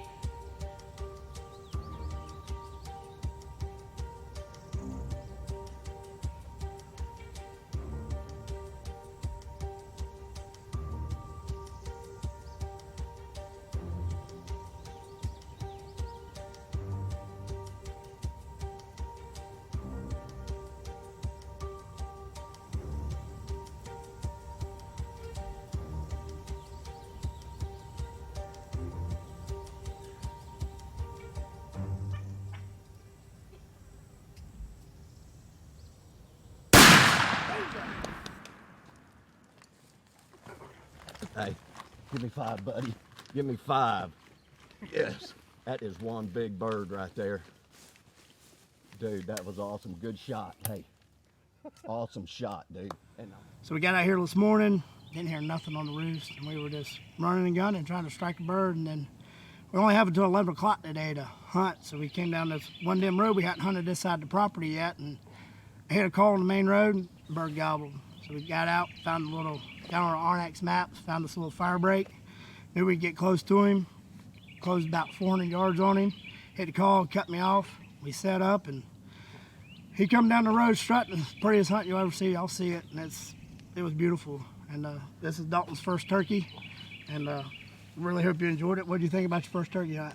It was great, man. It was really exciting. So you're totally addicted to it now? You really can't wait to go again? It's tiring. Huh? It's tiring. A lot of walking, man. There's some down times, and but when it all works out, it's good. And this bird worked perfect for us this morning. I say he's a 3-year-old bird. He's probably got 10, 11 inch beard, but he's only got one spur. He never grew his second spur. It's a 1 spur turkey. But fine Osceola bird.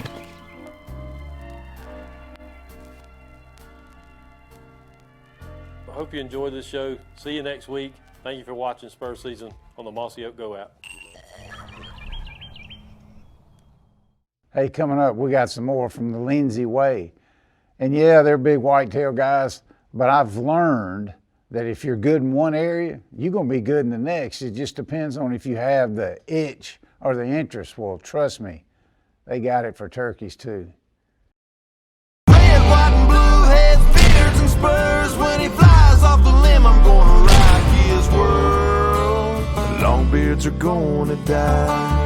Yeah, longbeards are gonna die. South Georgia annual turkey hunt. Let's see what we can get into.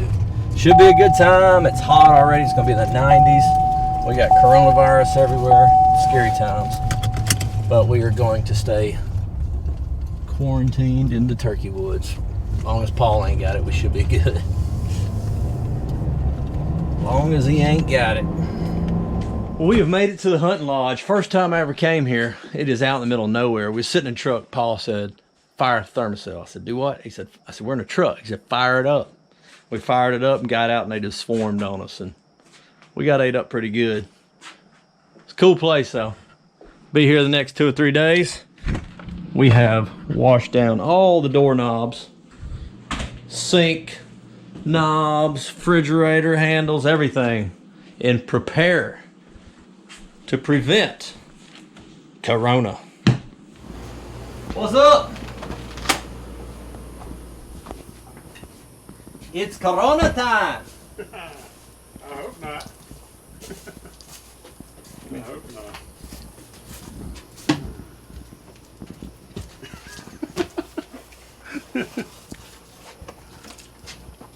What you gotta do?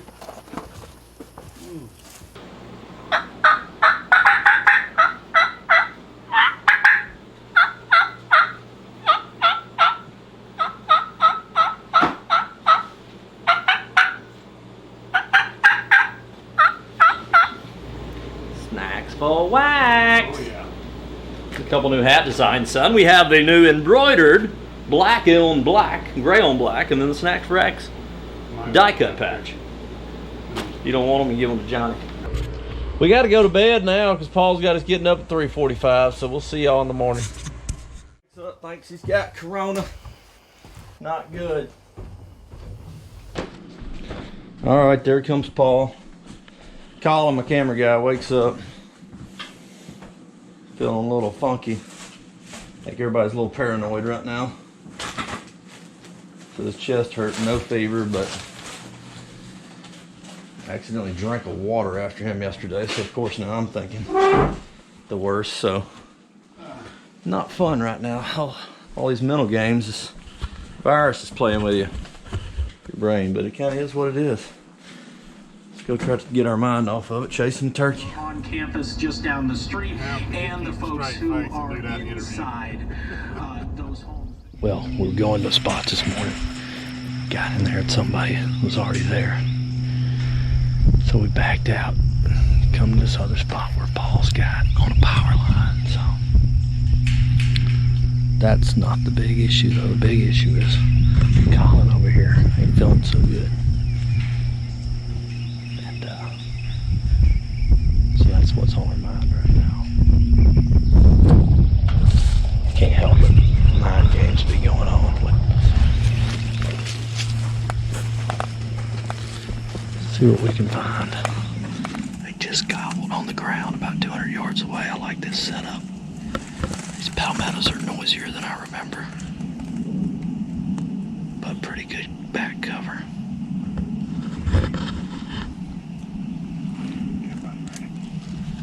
Yeah.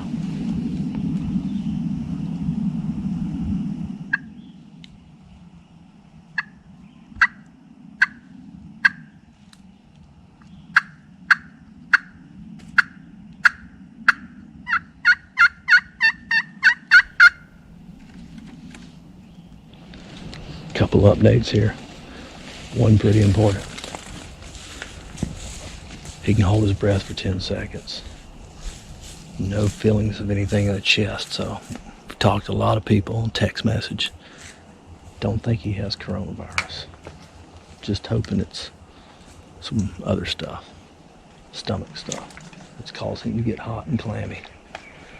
We caught it in that hen right here. She came in, laid down by the decoy, Jake decoy. Never seen that really. Looked like she wanted him to come over there and the breeder. That was cool. We got a bird hammering it across the road. He hasn't gobbled in about 10 minutes, and these two birds ain't gobbling in about 20 minutes. Maybe longer. We're gonna ease down that creek bottom, see if we can get on them.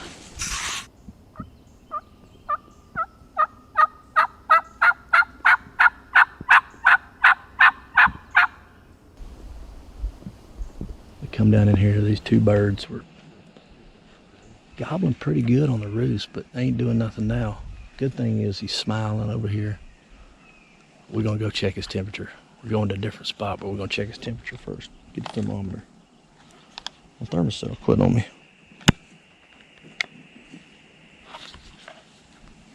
These things, you can forget your gun down here, but you can't forget your thermostat. All right, update. Just come in here, check a field for Paul. We come in here to hunt this morning. There's another guy in here, and he actually ended up killing a bird, a really big bird. Said that should have hooks, but he's seen two more. So we come in here, we get a glance on this bin. I'm seeing 8 or 10 gobblers in this field this winter. Now they're all starting to disperse. There's still a few left though.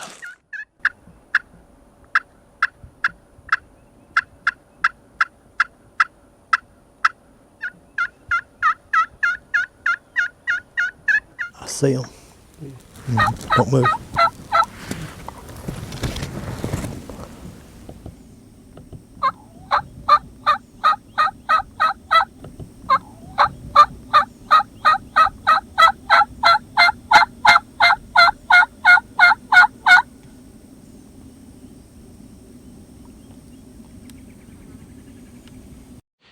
Well, that was unfortunate. They came out down here, followed around, came back out of the grass, and then when they headed back that way, I could see the gobblers on the longbeard's head. I mean, it just was a big noggin. I'm assuming it was him. But that was it. Last we seen of them. It's almost 7:30, so this game is over for today. Hopefully tomorrow's better. Today was eventful, to say the least.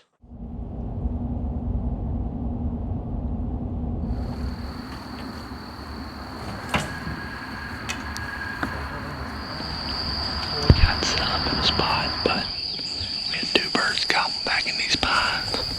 We don't really know this land, so don't know which way they're headed. Probably headed where we are, because there's a ton of tracks, but they sounded about 300 yards away, so I was trying to get a little closer.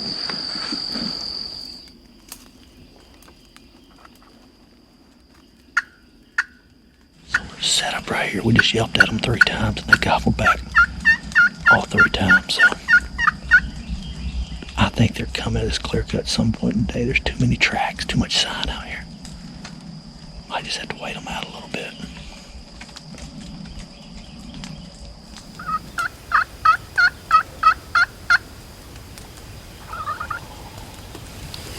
I bet you they're 150 yards. Or don't move, here they are. Hold on. I don't see them, hold on. Are they in that corner, Colin?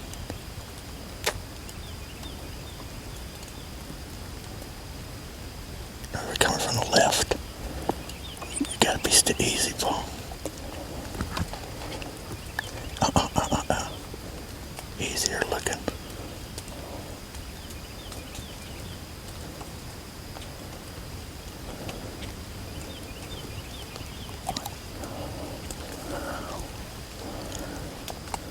Easy.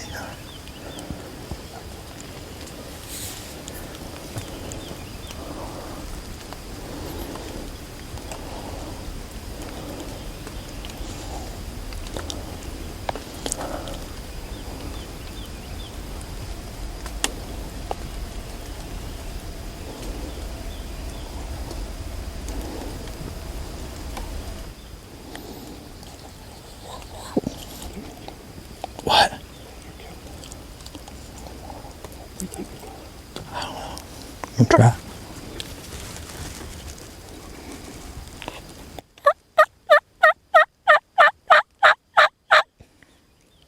They might come in. Here they come.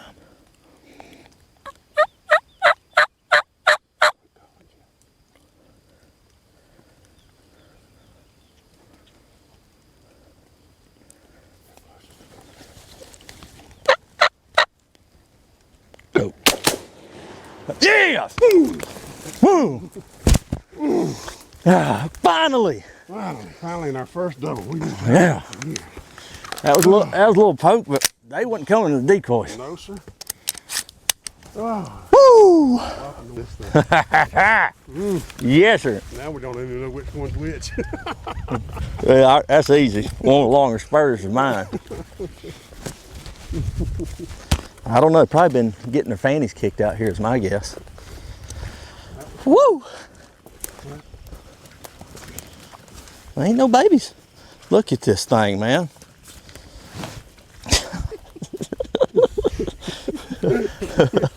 What we didn't do with the gun, they'll finish drowning. Huh?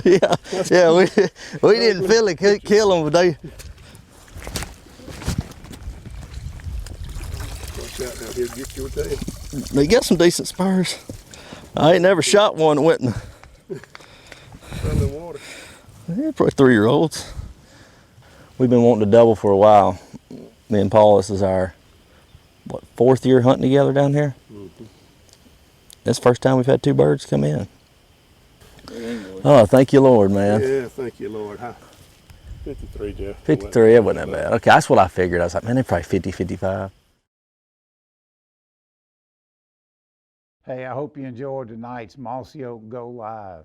It's getting to be kind of a cult following, like the Truth from Primos. Love this stuff. Hey, if you missed the live, it's going to be restreaming right now. Just make sure you got that Mossy Oak Go app on your phone, your device, your iPad, whatever it is, and remember, it's all free.